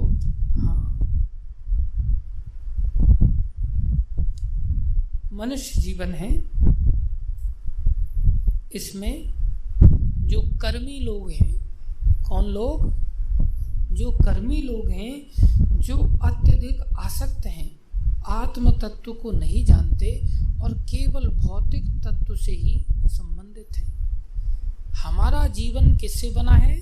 पदार्थ और आत्मा के संयोग से बना है। तुम धीरे धीरे पदार्थ को इग्नोर नहीं कर सकते, तो आत्मा को स्वीकार करना तो सीखो। नैस्त्रैगुण्य होते हुए आत्मवान तो बनो। लेकिन कुछ लोग इस स्थिति तक जाना ही नहीं चाहते। इसको समझने के लिए तो शास्त्र का आश्रय लेना पड़ेगा, तभी तो ये बात समझ में आएगी ना। लेकिन उनको लौकिकी श्रद्धा इतनी प्रबल है, जैसा सब करेंगे वैसा हम करेंगे। भागवत क्या कह रहा है उनको इससे कोई लेना देना नहीं है। शास्त्र क्या कह रहा है इसकी कोई अंडरस्टैंडिंग उनको नहीं चाहिए। भौतिकवादी किसको कहते हैं? जो पदार्थ को ही अपना स्वरूप मानता है। जो पदार्थ को ही क्या मानता है? अपना स्वरूप मानता है। वो क्या करेगा? बोले भौतिकवादी। और भौतिकवादी मतलब अध्यात्मवादी अगर थोड़ा भी मानता हो तो प्योर भौतिकवादी थोड़ी कहेंगे उसको। एक होते प्योर अध्यात्मवादी, एक होते मिक्स। जो प्योर अध्यात्मवादी होते हैं वो हो गए शुद्ध भक्त, और जो प्योर भौतिकतावादी हैं वो हो गए अभक्त। और जो थोड़ा सा भौतिकवाद है, थोड़ी सी आध्यात्मिकता है, वो कौन से कहलाएंगे? मिश्रित भक्त। कौन से कहलाएंगे? मिश्रित भक्त या सकाम भक्त। क्या कहलाएंगे? सकाम भक्त या मिश्रित भक्त। जैसे देवता लोग हैं, ये कैसे भक्त हैं? कैसे भक्त हैं? शुद्ध भक्त हैं भगवान के या सकाम भक्त हैं? देवता लोग सकाम भक्त हैं। कैसे भक्त हैं? अपनी इच्छाओं की पूर्ति के लिए भगवान की शरण, भौतिक इच्छाओं की पूर्ति के लिए भगवान की शरण पे जाते हैं। तो भगवान उनको दर्शन देते हैं कि नहीं देते? भगवान उनको दर्शन दे देते हैं। वामन अवतार आदि लेकर के उनके पास आ जाते हैं, उनके छोटे भाई बन जाते हैं। हमें भगवान दर्शन देते हैं। हम उनके कंपैरिजन में सकाम बड़े वाले हैं या छोटे वाले हैं? सकाम ज्यादा है, कुछ ज्यादा ही सकाम है, आध्यात्मिकता बहुत कम है। वो संसारी इच्छाओं की पूर्ति करना चाहते हैं भगवान से। उस इच्छा में भी भगवान के प्लान में तो है कम से कम। सृष्टि में वो जो एग्जीक्यूशन करते हैं संसारी वस्तुओं को पाकर के, वो अकॉर्डिंग टू प्लान होता है। हम लोगों की जो क्रियाएं वो वर्णाश्रम धर्म के अंतर्गत भी नहीं होती, according to the instructions of Krishna नहीं है, भौतिक स्तर पे भी नहीं है। इसलिए भगवान हमारी सहायता करने के लिए दर्शन नहीं देते। और अगर कोई निष्काम भक्त बन जाए, शुद्ध भक्त बन जाए, तो भगवान उसे दर्शन देंगे या उसके आगे पीछे घूमेंगे? उसके आगे पीछे घूमेंगे। और हमारा भ्रम देखो, कोई व्यक्ति हमसे अरे तुरे कह करके बात करता है तो बोलते देखो वैष्णव अपराध कर दिया इसने। देखा, एटिकेट्स नहीं है इसमें, वैष्णव एटिकेट्स नहीं है। मतलब जब हमारे प्रति कोई व्यवहार करे तो हम सारा कंसेप्ट एकदम जागृत हो जाता है कि इसके अंदर कौन से एटिकेट नहीं है, क्योंकि ये किसके प्रति व्यवहार कर रहा है? हमारे प्रति। और हम कौन है? वैष्णव। हम कौन है? वैष्णव। और ये व्यवहार ठीक नहीं कर रहा है तो इसके अंदर क्या नहीं है? वैष्णव एटिकेट नहीं। वैष्णव उसको कहते हैं जो केवल और केवल विष्णु को ही अपने जीवन का लक्ष्य बनाता है, कृष्ण को ही केवल लक्ष्य बनाता है। क्या कहलाएगा? वैष्णव। जो शिवजी को जीवन का लक्ष्य बना के चलता है उसको क्या कहते हैं? शैव। जो माता दुर्गा को अपना जीवन का लक्ष्य बना करके चलता है उसको क्या कहते हैं? शाक्त। हाँ। और जो भौतिक वस्तुओं को अपना जीवन लक्ष्य बना करके चलता है उसको क्या कहते हैं? कर्मी, भौतिकवादी। क्या कहते हैं? भौतिकवादी। तो भौतिकवादी के क्या लक्षण है? अब थर्मामीटर डालना सीखें हम। आप डाल पाओ तो अच्छी बात है, मैं अपने अंदर डाल के बताता हूं। अभी देख लेते हैं थर्मामीटर के यहाँ पर पॉइंट कौन कौन से दिए हैं,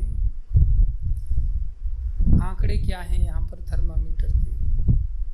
तो कह रहे हैं जो लोग अत्यधिक भौतिकवादी हैं, कैसे हैं? अत्यधिक। देवता लोग इतने भौतिकवादी नहीं हैं। जो लोग अत्यधिक भौतिकवादी हैं वे इस ज्ञान से अनभिज्ञ रहते हैं। अब देखो वैदिक ज्ञान क्या कहता है? वैदिक ज्ञान कहता है कि वैदिक ज्ञान की पूरी प्रक्रिया आत्मा को पदार्थ के संदूषण से मुक्त करने की ओर दिशा में प्रेरित करती है। कैसे हम आत्मा को इस भौतिक शरीर से ऊपर उठाएं? राजा राम प्रभु, हमारी वैदिक जो सभ्यता है ये किस ओर प्रेरित करती है हमें? नहीं, भौतिक पदार्थ के संदूषण से आत्मा की ओर ले जाने के लिए प्रेरित करती है। तो हम आत्मवान बनने के लिए कह रही है ना सारी वैदिक जो लिटरेचर है। और आगे क्या कह रहे हैं? इससे संबंधित ज्ञान आत्म तत्व कहलाता है। जो लोग अत्यधिक भौतिकवादी हैं वे इस ज्ञान से अनभिज्ञ रहते हैं और भौतिक भोग के लिए आर्थिक विकास के प्रति अधिक उन्मुख होते हैं। अब हम थर्मामीटर पर इस पे देखें ब्लिंक कर रहा है कि नहीं हमारे अंदर, टेम्परेचर हमारा इस जगह पे पहुंचा कि नहीं, तो पता चलेगा। जैसे मैं अपने अंदर झांक करके देखता हूँ तो मैं देखता हूँ कि बस भगवा कपड़ा पहन करके भी मेरे दिमाग में रात दिन यही घूमता है, पैसा कहाँ से आए, पैसा कहाँ से आए। आर्थिक विकास। ऐसे भौतिकवादी लोग क्या कहलाते हैं? कर्मी कहलाते हैं। जब मैं कर्मी हूं तो मेरा क्या अधिकार है भाई किसी को बोलने का कि मैं वैष्णव, तुम्हारे अंदर वैष्णव एटिकेट नहीं। आगे कह रहे हैं और उन्हें नियंत्रित आर्थिक विकास या यौन आचार के लिए स्त्री संगति की छूट दी जाती है। ठीक है, तुम जाओ पैसा कमाओ, जाओ तुम विवाह आदि करो। जो लोग कर्मियों से श्रेष्ठ हैं जैसे ज्ञानी, योगी तथा भक्त, एक तो धन और धन के साथ साथ यौन आचार। बोले जो लोग ज्ञानी भी हैं, योगी भी हैं और भक्त भी हैं, उनके लिए यौन आचार सर्वथा वर्जित है। सर्वथा क्या है? वर्जित है। अब वर्जित ऐसा लग रहा है कि क्या उनके साथ जबरदस्ती अत्याचार किया जा रहा है उनके ऊपर? उनकी तृप्ति की कोई चिंता नहीं रखी जा रही है? नहीं, उनका हृदय ही ऐसा होगा कि उनसे ऐसा संभव ही नहीं होगा। जो व्यक्ति इस स्तर के कंसेप्ट पर उठ गया है उससे ऐसा भोग संभव हो ही नहीं सकता। विशेष रूप से हो सकता है योगी गिर भी जाए कभी, हो सकता है ज्ञानी कभी गिर भी जाए, विस्मृति हो जाए अजामिल की तरह, लेकिन एक भक्त तो कभी भी नहीं गिर सकता, कभी नहीं गिर सकता, संभव ही नहीं है। चाहे फिर अप्सराओं की शिरोमणि उर्वशी ही उसको क्यों न आकर्षित करे। अर्जुन ऐसे भक्त हैं और अर्जुन के सामने उर्वशी ने प्रस्ताव रखा और उन्होंने उनको माँ कह करके संबोधित कर दिया। हम तो सिर्फ मुंह से माता जी भले कह लें, हृदय में वो स्थिति हम तो नहीं कह पाऊंगा। मैं अगर कहूँ तो मैं मुंह से भले माता जी कह पाता हूँ, लेकिन हृदय में लालसाएं हैं, हृदय में काम, क्रोध, लोभ, मोह, मद, मत्सर, ईर्ष्या, दंभ, कपट, ये सब भरा पड़ा है। अपने आप ही ईर्ष्या रहेगी। क्यों? ये जड़ है ना, अंदर जो उखड़ी नहीं अभी तक वासना की। इसलिए मैं सोचूं, अब अपेक्षा करूं कि मेरे साथ भगवान प्रहलाद महाराज जैसा व्यवहार करे, तो भगवान मेरे साथ प्रहलाद जैसा कैसे व्यवहार कर सकते हैं? कभी नहीं हो सकता। इसलिए प्रभुपाद जी लिख रहे हैं, एक एक बात प्रभुपाद जी की एकदम सोने की तरह एकदम खनखनाती हुई है। प्रभुपाद जी कहते हैं, why everybody is after me. Prabhupada ji कहते हैं, because I am free from sex life. हर व्यक्ति प्रभुपाद जी की ओर पागल था, ऐसा आकर्षण था, क्योंकि प्रभुपाद जी कृष्ण के प्रति आकर्षित थे। प्रभुपाद जी शरीर की जो सुख है, जो भक्त बन गया, क्या वो इस सुख में गिरा पाएगा अपने आप को? जिसके बारे में ऋषभदेव भगवान कह रहे हैं, नायम देह देह भाजा निर्लोके कष्टान कामान अरहताम बिड़ भुजाम। ये अरे ये तो मल भोजी कुकर शुकर के लिए है, तुम्हारे लिए नहीं है। इसको लेकर के तो अपने आप नेचुरली घृणा आनी चाहिए व्यक्ति को।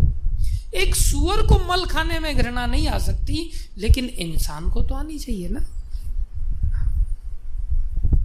बोले ये विषय मल सदृश ही है। इसलिए यमुनाचार्य कहते हैं, जब भी मेरे दिमाग में कभी स्त्री भोग का विचार अगर आ भी जाए तो मेरे होठ घृणा से सिकुड़ जाते हैं और मुझे थूकने की इच्छा होती है, मुझे थूकने की इच्छा होती है। एक भक्त नेचुरली ऐसा बन जाता है। अब देखो, भाषण तो देने के लिए हम सभी भाषण देते हैं, लेकिन हमारे हृदय में ऐसा है कि नहीं है, वो हमारी हाव भाव से भी प्रकट होगा। जैसे हृदय में हमारे कृष्ण प्रेम है, तो कृष्ण प्रेम की जब हम चर्चा करते हैं तो कृष्ण प्रेम में हम बहने चाहिए, किसी घटना को लेकर के बहने चाहिए। जैसे महाराज कुलशेखर है, उन्होंने सुना अच्छा जानकी जी का हरण हो गया, सेना तैयार की जाए, तुरंत सेना तैयार करनी पड़ी और वो सेना को लेकर के चल पड़े। क्या इस तरह उनका। तब जैसे महाराज कभी कथा करते हैं और जब कृष्ण की चर्चा आती है या भगवान के भक्तों का कृष्ण के प्रति आदान प्रदान आता है, तो उनको आंसू के लिए बहुत ज्यादा आंखें मीड़नी नहीं पड़ती, विक्स वगैरह नहीं लगानी पड़ती जैसे एक्टर लोग लगाते हैं। नेचुरली उनकी आंखों से अपने आप ही अश्रुपात होने लगता है। क्यों? क्योंकि वो कृष्ण प्रेम का हृदय में धारण करके बैठे हुए। अब मेरे हृदय में कृष्ण प्रेम नहीं है तो मेरे हृदय में दूसरा होगा ही ना। दूसरा क्या होगा? काम। काम क्या है? कृष्ण प्रेम का विकृत रूप है। अगर मेरे हृदय में कृष्ण प्रेम है तो मुझे काम कैसा नजर आएगा? कैसा नजर आएगा? नहीं, मेरे हृदय में यदि कृष्ण प्रेम है तो काम मुझे कैसा नजर आएगा? विकृत। कैसा नजर आएगा? विकृत। क्योंकि काम क्या है? कृष्ण प्रेम का विकृत रूप है। अब कृष्ण प्रेम हृदय में होगा तो ही काम कैसा नजर आएगा? विकृत। जैसे अगर मैं इंसान होऊंगा तो मुझे मल कैसा नजर आएगा? विकृत नजर आएगा या सुंदर नजर आएगा? विकृत नजर आएगा, घृणा युक्त नजर आएगा। विकृत वस्तु से क्या होगी? घृणा होगी। इसलिए मेरा हृदय जब भी अगर कृष्ण प्रेम से पूरित है तो कृष्ण चर्चा जैसे ही हृदय में आएगी तो हृदय बहने लगेगा कि नहीं? आनंद आने लगेगा कि नहीं? अश्रुपात होने लगेगा कि नहीं? अपने आप होगा। और जब भी अगर ऐसे हृदय में काम का विचार अगर आएगा किसी व्यक्तित्व को देख करके या किसी घटना को देख करके, तो काम को देख करके फिर कैसा होने लगेगा?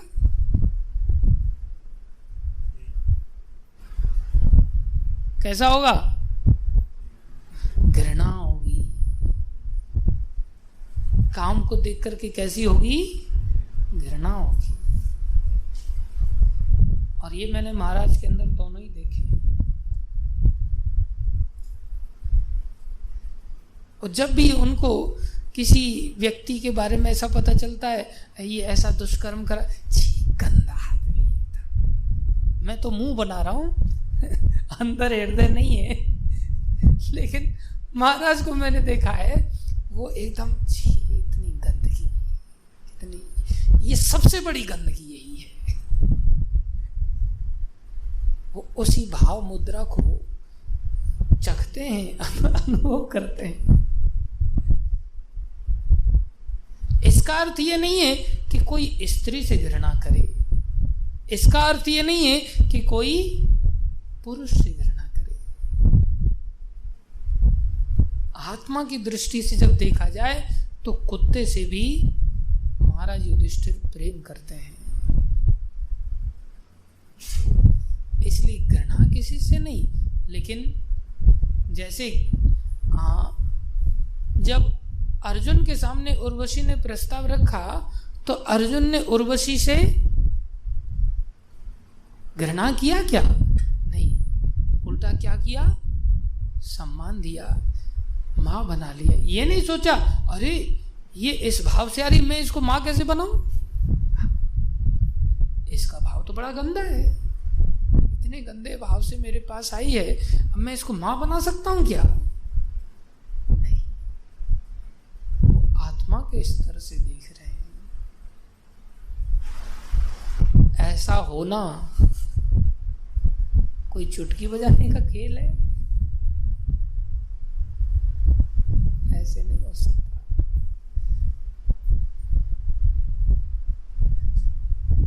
मयि आसक्त मनो ये माम मयि बुद्धि निवेशय। जिसका मन, जिसका बुद्धि पूरी तरह से निवेशित हो चुका है उसका व्यवहार ऐसा होगा। और जिसका नहीं निवेश हुआ है उसको क्या करना पड़ेगा? उसको क्या करना पड़ेगा? अभ्यास। क्या करना पड़ेगा? गीता में 12वें अध्याय में भगवान बता रहे हैं, जो रात दिन मन का जिसका नहीं लग पा रहा है, रात दिन जिसकी बुद्धि इस क्षेत्र में नहीं लगी हुई है, उसका मन बुद्धि काम विकार में लगा हुआ है। अगर रात को 4 मूवी देखने के लिए दे दी जाए तो आदमी सारी रात जागरण कर ले। लेकिन अगर एकादशी को जागरण करने के लिए कहा जाए तो प्राण निकल जाएंगे, बीमार हो जाएगा। लेकिन वैष्णव जन एकादशी को बड़े उत्साह के साथ जागरण कर लेते हैं, कीर्तन गाते हुए जागरण कर लेते, कथा करते हुए जागरण कर लेते। क्यों? उनके अंदर वो भाव है और रेगुलर करते हैं। हमसे तो एकाद एकादशी हो जाए तो 15 एकादशी गायब, बोले बहुत हो गया। नाटक ज्यादा दिन नहीं चल सकता ना। एक आध दिन नाटक दिखा करके अपने आप को घोषणा कर सकते हैं कि हम बहुत बड़े वैष्णव हैं, दूसरी एकादशी में नाटक फेल हो जाएगा, फ्लॉप हो जाएगा। 2-4 एकादशी भी करवाओ तो उसके बाद फिर खत्म। फिर बाद में क्या कहते हैं, हमने बहुत निर्जला एकादशी रह लिया, हमने अब बहुत जागरण कर चुके हैं, अब हम इससे क्या हो गए, ऊपर उठ गए। और कुछ लोग क्या कहेंगे, नहीं नहीं अब आपको करने की क्या जरूरत है, आपने तो बहुत कर लिया।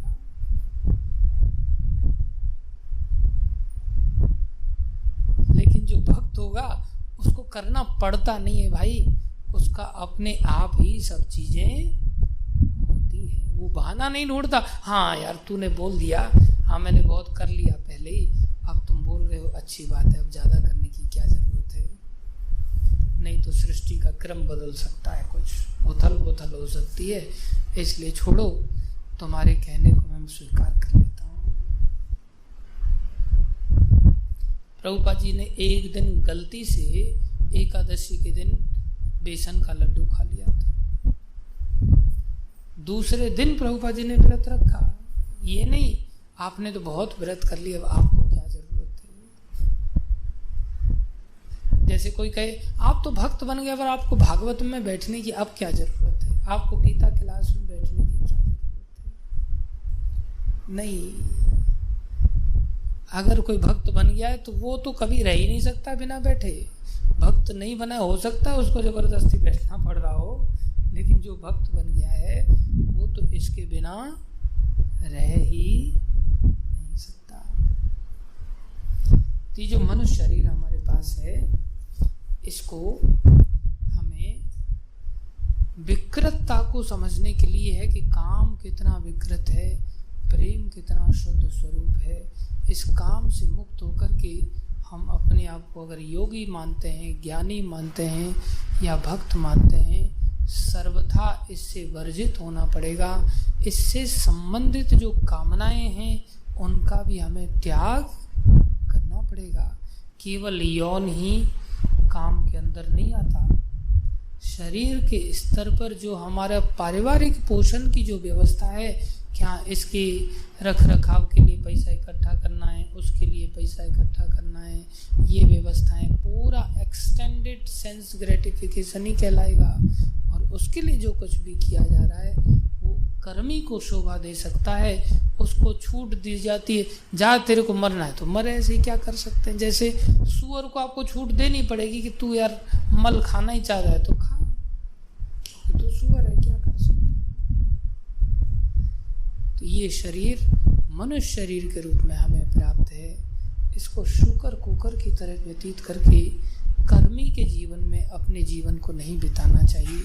विशेष रूप से उस व्यक्ति का भाग्य बड़ा विशेष है जिसको मनुष्य शरीर मिला, और मनुष्य शरीर में भी अगर भक्तों का संग मिल जाए, और वो भक्तों के संग का तो कितना बड़ा सौभाग्य है। और भक्तों के संग में भी ऐसा सौभाग्यशाली भक्तों का संग मिले जहाँ हरि चर्चा भी होती हो, जहाँ गीता भागवत की चर्चा भी होती हो। उस चर्चा में बैठने उठने वाला व्यक्ति भी यदि यौनाचार और धन का शिकार हो जाए, ऐसा व्यक्ति भी अगर धन संग्रही बनाना चाहता है अपने आप को और यौनाचार में डूबना चाहता है, बोले उससे बड़ा अभागा दुनिया में और कोई भी नहीं है। He is called fortunately unfortunate. और क्या कह रहे हैं यहां पर, बोले शूकरों कुकरों की भांति मैथुन में रत रहने के लिए नहीं व्यतीत करना चाहिए।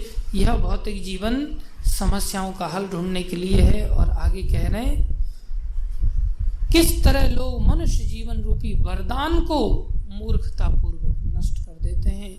ये मनुष्य शरीर क्या है, क्या है, एक वरदान है, लेकिन हमें अकल नहीं है। वरदान कोई भी नहीं दे सकता, वरदान के लिए बहुत तपस्या करनी पड़ती है। कोई भी वरदान पाने के लिए बहुत पापड़ बेलने पड़ते हैं, बहुत रिस्क उठाना पड़ता है। महाराज युधिष्ठिर आमने सामने सेनाएं खड़ी हो गई और रथ से नीचे उतर करके जा रहे हैं वरदान पाने के लिए। उस समय कोई चाहता तो उनके ऊपर आक्रमण भी कर सकता था, मृत्यु भी हो सकती थी उनकी। और पितामह भीष्म के पास गए और जैसे ही गए पितामह भीष्म बड़े प्रसन्न हुए, बोले बेटा युधिष्ठिर अगर तुम नहीं आते तो मैं तुम्हें शाप दे देता, मैं प्रतीक्षा कर रहा था, तुम आ गए हो तो अब मैं तुम्हें वरदान देता हूँ विजयश्री का, विजयी भाव। तो उस विजयी भाव के आशीर्वाद के लिए उनको कितना बड़ा रिस्क उठाना पड़ा, मौत को गले लगाने जैसा कार्य था वो। कितनी निंदा सहनी करनी पड़ी, सारे के सारे शुरुआत में तो थू थू करने लगे, दुर्योधन शकुनी आदि कन, देखो युधिष्ठिर कायर, लगता है संधि की भीख मांगने के लिए आ रहा है। ये देखो रथ से नीचे उतर के, जबकि रथ से नीचे उतरना युद्ध के समय में अशुभ माना जाता है, लेकिन वरदान प्राप्ति के लिए, आशीर्वाद की प्राप्ति के लिए उन्होंने कितना बड़ा रिस्क उठाया। इसलिए ये मनुष्य शरीर जो प्राप्त है हमें, न जाने हमने इसके लिए कितने पापड़ बेले हैं, और इस वरदान से हम दूसरा वरदान भी प्राप्त कर सकते हैं, भक्ति का वरदान। उसके लिए भी हमें काफी थूथू सहनी पड़ सकती है। ये देखो, ये तो नपुंसक था इसलिए शादी ब्याह नहीं किया, और देखो खोपड़ी मुड़ा करके बाबा जी बन गया। ये देखो, ये तो एकदम अनपढ़ था, अंगूठा छाप था, इसलिए इस मार्ग में आ गया। हम देहरादून में थे तो जन्माष्टमी के कार्यक्रम में एक लड़की आई थी, तो वो आश्रम पे भी आ गई। तो आश्रम पे आ गई तो उसको पता नहीं था हमने क्या पढ़ाई लिखाई किया है, तो उसको पता चला। तो ऐसे हम बैठे हुए थे तो मैंने, वो अपनी पढ़ाई के बारे में बता रही थी, हॉस्टल लाइफ कैसी होती है आजकल की। तो हम भी उसको बता रहे थे कि हाँ हम भी हॉस्टल में रहे। तो बोले आपने क्या पढ़ाई किया? बोले हमने भी ऐसे छोटा मोटा एमटेक कर लिया है। तो फिर वो थोड़ी सी सावधान हो गई और फिर वो पूछती है, फिर आपको कहीं नौकरी नहीं मिली क्या?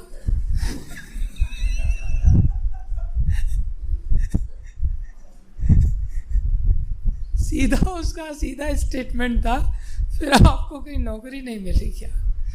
मैं समझ गया, मतलब तेरा प्रश्न करना गलत नहीं है क्योंकि दुनिया ऐसा कहती है, तुम सर मुड़ा करके बाबा जी बन गए, लगता है नौकरी चाकरी मिली नहीं, धन कमाने की सामर्थ्य नहीं थी, इसलिए यहाँ आकर के बाबा जी बन गए। तो भैया भक्ति का वरदान पाने के लिए तो काफ़ी थू सहनी पड़ेगी।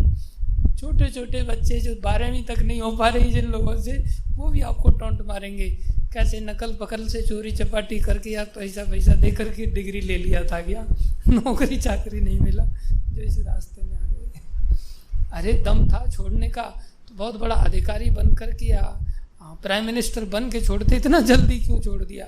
जबकि भगवान कह रहे हैं कौमारम आचरते प्राज्ञो, ज्यादा अहंकार के चक्कर में मत जाना, कुमार अवस्था से इस वरदान के पीछे भागना भाई, तब जाकर के परिपक्व अवस्था में ये मिल पाएगा, नहीं तो नहीं मिलेगा।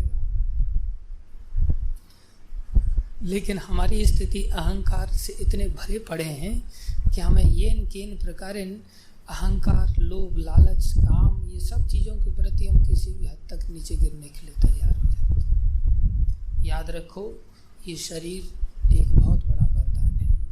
मीराबाई ने इसे समझा था। स्त्री शरीर में होते हुए भी स्त्री का गहना लज्जा होता है, पुरुष का गहना लज्जा नहीं होता, स्त्री का गहना तो लज्जा होता है, उसका लज्जा ही गहना है। और जब उसको टोंट मारा जाए तो और ज्यादा आघात करता है। एक बार पुरुष सहन कर सकता है, लेकिन स्त्री की लज्जा का नाश नहीं होना चाहिए। उसके लिए पुरुष भी प्रयत्न करता है, स्त्री भी अपने आप को प्रयत्न करती है, अपनी लज्जा को जाने ना दे। लेकिन मीराबाई ने इस भक्ति रूपी वरदान को समझने के लिए अपनी लज्जा की भी परवाह नहीं किया, और उन्होंने दूसरों को भी सिखा दिया। बड़ा सुंदर उन्होंने एक भजन लिखा, बहुत सुंदर शब्द हैं उसके, मुझे बहुत अच्छा लगता है, अगर मिल जाए तो निकालो उसको।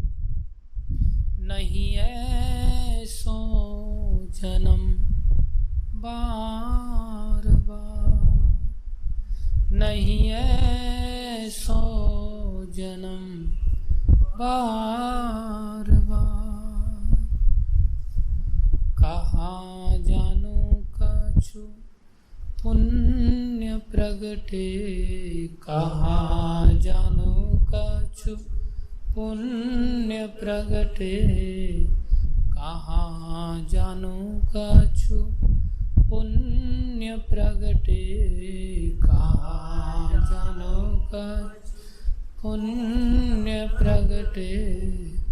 मानसा अवतार, मानसा अवतार। देखो भगवान ही वरदान देने की सामर्थ्य रखते हैं और भगवान जब आते हैं तो उसे अवतार कहते हैं। मीरा भाई ने तो इस मनुष्य शरीर को ही अवतार के सदृश बता दिया। बोले जो मनुष्य शरीर है ये किसी अवतार से कम नहीं है। अवतार जैसे दुर्लभ होता है अत्यधिक, बहुत सारे देवताओं को प्रार्थनाएं करनी पड़ती हैं तब जाके अवतार होता है, ऐसे ही पता नहीं कौन से पुण्य एक साथ जागृत होते हैं तब जाकर के क्या मिलता है, मनुष्य शरीर मिलता है। लेकिन उस मनुष्य शरीर में हम कृष्ण प्रेम में दौड़ने के बजाय हम धन के प्रेम में दौड़ते हैं। किसी को अगर कोई काम करने के लिए बोलो और बोले कृष्ण सेवा है तो हार्डली ज़्यादा से ज़्यादा दिन में 2 घंटे बड़ी मुश्किल से काम करेगा, वो भी हाथ पैर जोड़ोगे तब। और उसके सामने धन की गाजर दिखाना चालू कर दो, 8 घंटे नहीं 10 घंटे काम कर लेगा उससे। सिर्फ उसे डॉलर वाइज बता दो हर घंटे का इतना मिलेगा बस। हम धन के पीछे पागल हैं, हम स्त्री के पीछे पागल हो जाते हैं, अवतार को भूल के शूकर की तरह जीवन व्यतीत करने के लिए लालायित हो जाते हैं। वही व्यक्ति जो 2 घंटे में ही थक जा रहा था वो अब 10 घंटे में भी नहीं थकेगा। क्यों? धन की गाजर सामने दिखाई देती है। नहीं ऐसो जन्म बार बार, नहीं ऐसो जन्म बार बार, कहाँ जानू कछु पुण्य प्रगटे, कहाँ जानू कछु पुण्य प्रगटे। मानसावतार, मानसावतार, मानसावतार, मानसावतार। नहीं ऐसो जन्म बार बार, नहीं ऐसो जन्म बार बार। बढ़त छिन छिन घटत पल पल, बढ़त छिन छिन घटत पल पल, बढ़त छिन छिन घटत पल पल, बढ़त छिन घटत पल। जात न लागे बार, जात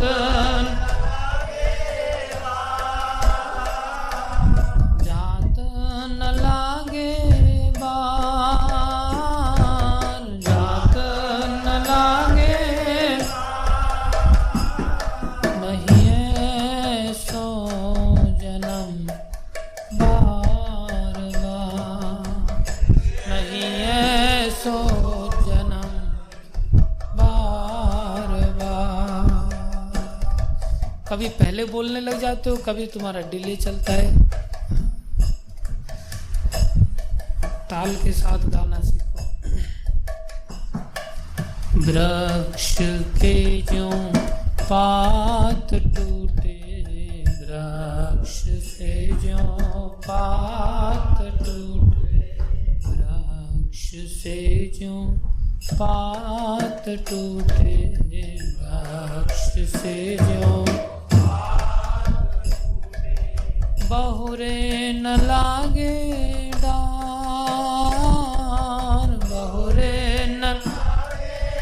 डार बहुरे न लागे डार बहुरे न लागे डार नहीं ऐसो जन्म बार बार नहीं ऐसो जन्म बार बार भव सागर अति जोर कहिए भव सागर जोर कहिए भव सागर अति जोर कहिए भव सागर जोर कहिए।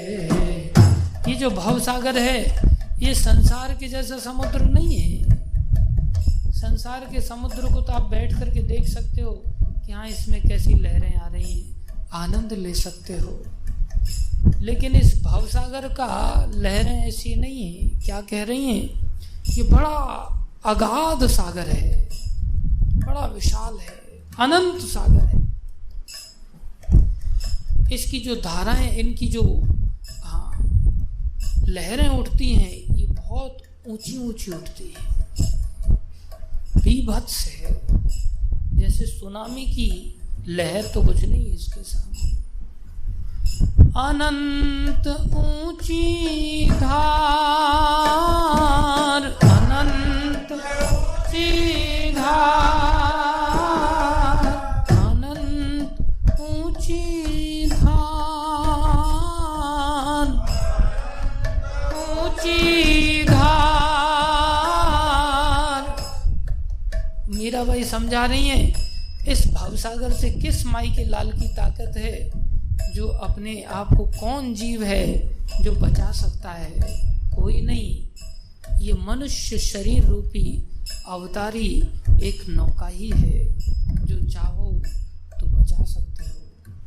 नहीं ऐसो जन्म बार बार नहीं ऐसो जन्म बार बार।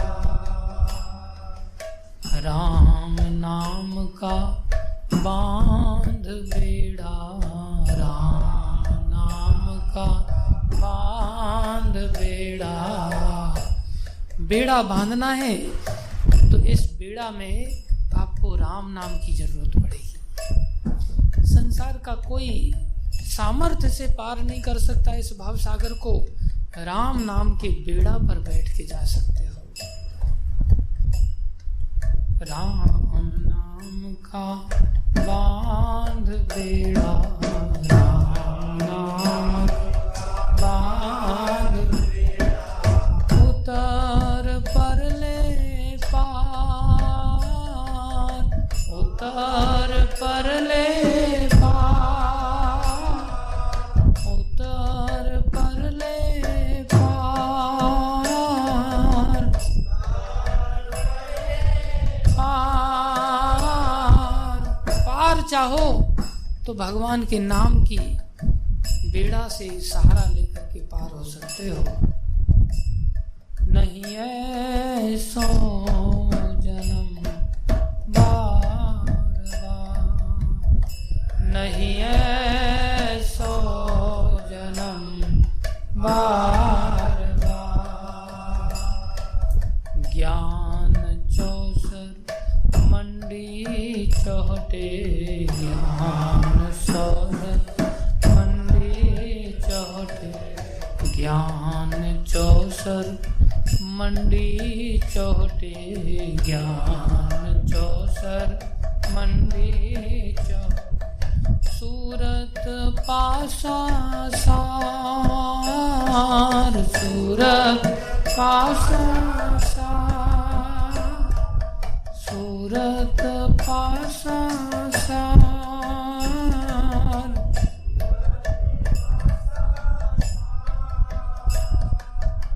या दुनिया में रची बाजी या दुनिया में रची बाजी जीत भावे हार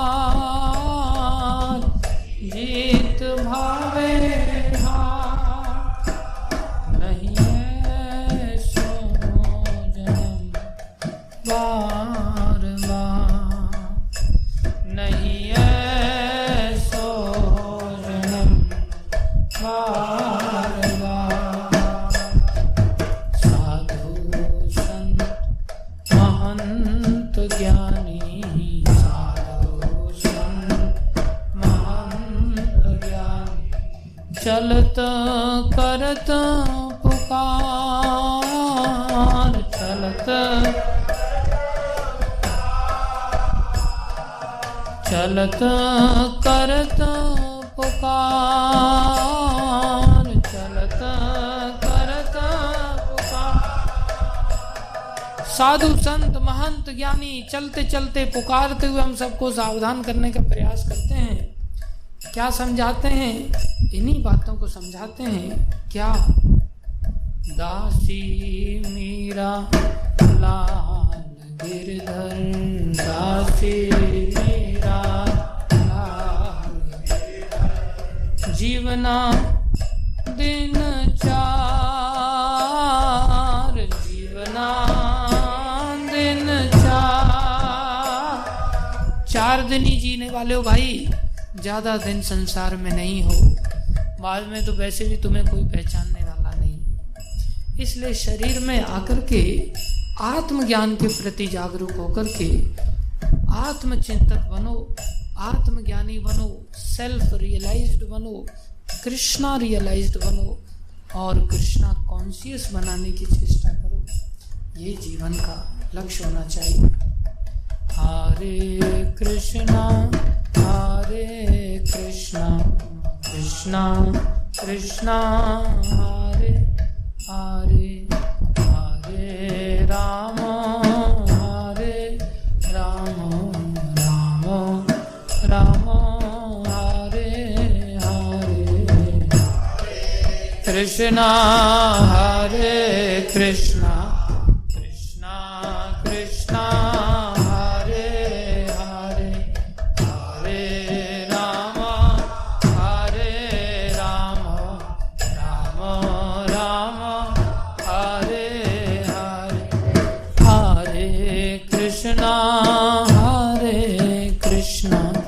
कृष्णा कृष्णा हरे हरे, हरे राम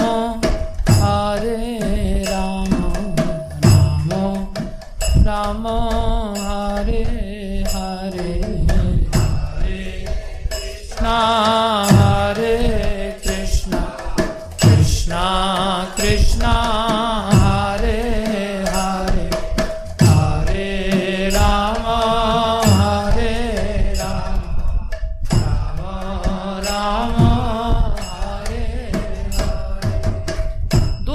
करनी है। एक तो भगवान का नाम और एक भगवत कथा।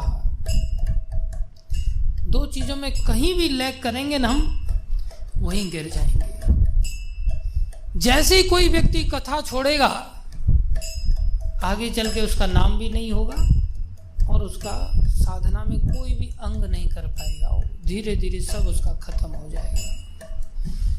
और जैसे ही अगर वो नाम छोड़ेगा, विशेष रूप से उसको कथा में कुछ समझ नहीं आएगा, अन्य चीजें भी उसको कुछ पल्ले नहीं पड़ेंगी।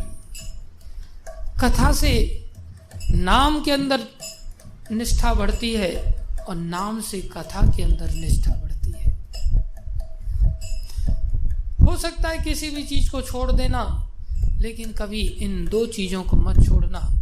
कौन सी? नाम और कथा। जैसे संसार में दो चीजें हैं, धन और स्त्री, भोग और ऐश्वर्य, ऐसे ही आध्यात्मिक जगत के लिए भी नाम धन है। और संग किसका करना है? भक्तों का। संसार में संग किसका करना होता है? काम की पूर्ति के लिए स्त्री का। और धन, भौतिक धन की आवश्यकता पड़ती है। ऐसे ही आध्यात्मिक जगत में भी हमें काम की पूर्ति नहीं, कृष्ण प्रेम की पूर्ति के लिए अगर चाहिए, प्रेम चाहिए, तो किसका संग करना पड़ेगा? भक्तों का। भक्तों का संग करने का अर्थ क्या है? जहां हरि कथा हो आपस में। इसलिए दो चीजों में से अगर एक भी चीज लैग करेंगे तो हम कभी प्रगति नहीं कर पाएंगे। इसको बिल्कुल अच्छी तरह से गांठ बांध करके हमेशा के लिए रख लेना चाहिए। जो छोड़ना है वो हो सकता है छोड़ देना, लेकिन किसी भी स्थिति में कथा और नाम का त्याग नहीं करना। अगर त्याग हुआ तो फिर वहीं से गाड़ी लुढ़कना चालू होगी और इतनी गहरी खाई में जाएगी कि दिखाई देना भी मुश्किल हो जाएगा। और आप अनुभव कर सकते हो, लोग इतने नीचे गिर जाते हैं। कौन गिरते हैं? जो कथा और नाम को छोड़े रहते हैं।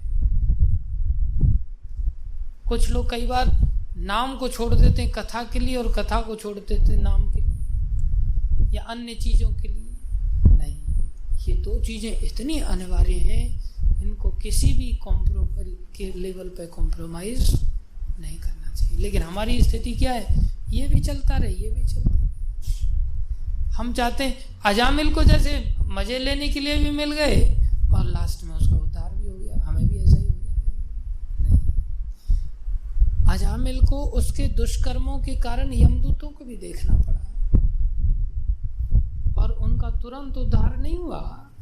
उसके बाद 20 साल उन्होंने एकांतिक भाव से भजन किया, तब जाके उद्धार हुआ। तो अगर भोग भोगने तो यमदूत भी सामने आएंगे और उसके बाद ये नहीं कि फिर तुरंत उद्धार हो जाएगा। 20 साल का फिर कोर्स आगे भी चलेगा। यमदूतों को नहीं देखना चाहते, 20 साल पता नहीं मिलेंगे भी कि नहीं मिलेंगे। तो संसार के दो चीजों का त्याग करना पड़ेगा, भोग और ऐश्वर्य का, धन और काम का त्याग करना पड़ेगा और इधर का धन और प्रेम को बढ़ाना पड़ेगा। यही एकमात्र लक्ष्य इस मनुष्य शरीर में हमें प्राप्त करना चाहिए। बाकी सब बेकार है। श्रम एव ही केवल। आप सब लोगों ने बहुत ही ज्यादा धैर्यपूर्वक श्रवण किया। समय काफी हो गया है। हम आप सभी भक्तों के आभारी हैं। धन्यवाद आप सभी भक्तों का, हृदय से धन्यवाद आप सभी भक्तों का। जो लोग अभी तक नहीं बैठ पाए, कुछ उठ करके चले गए, उनका भी बहुत बहुत धन्यवाद। उन्होंने भी बहुत सारी बातों को स्वीकार किया, श्रवण किया।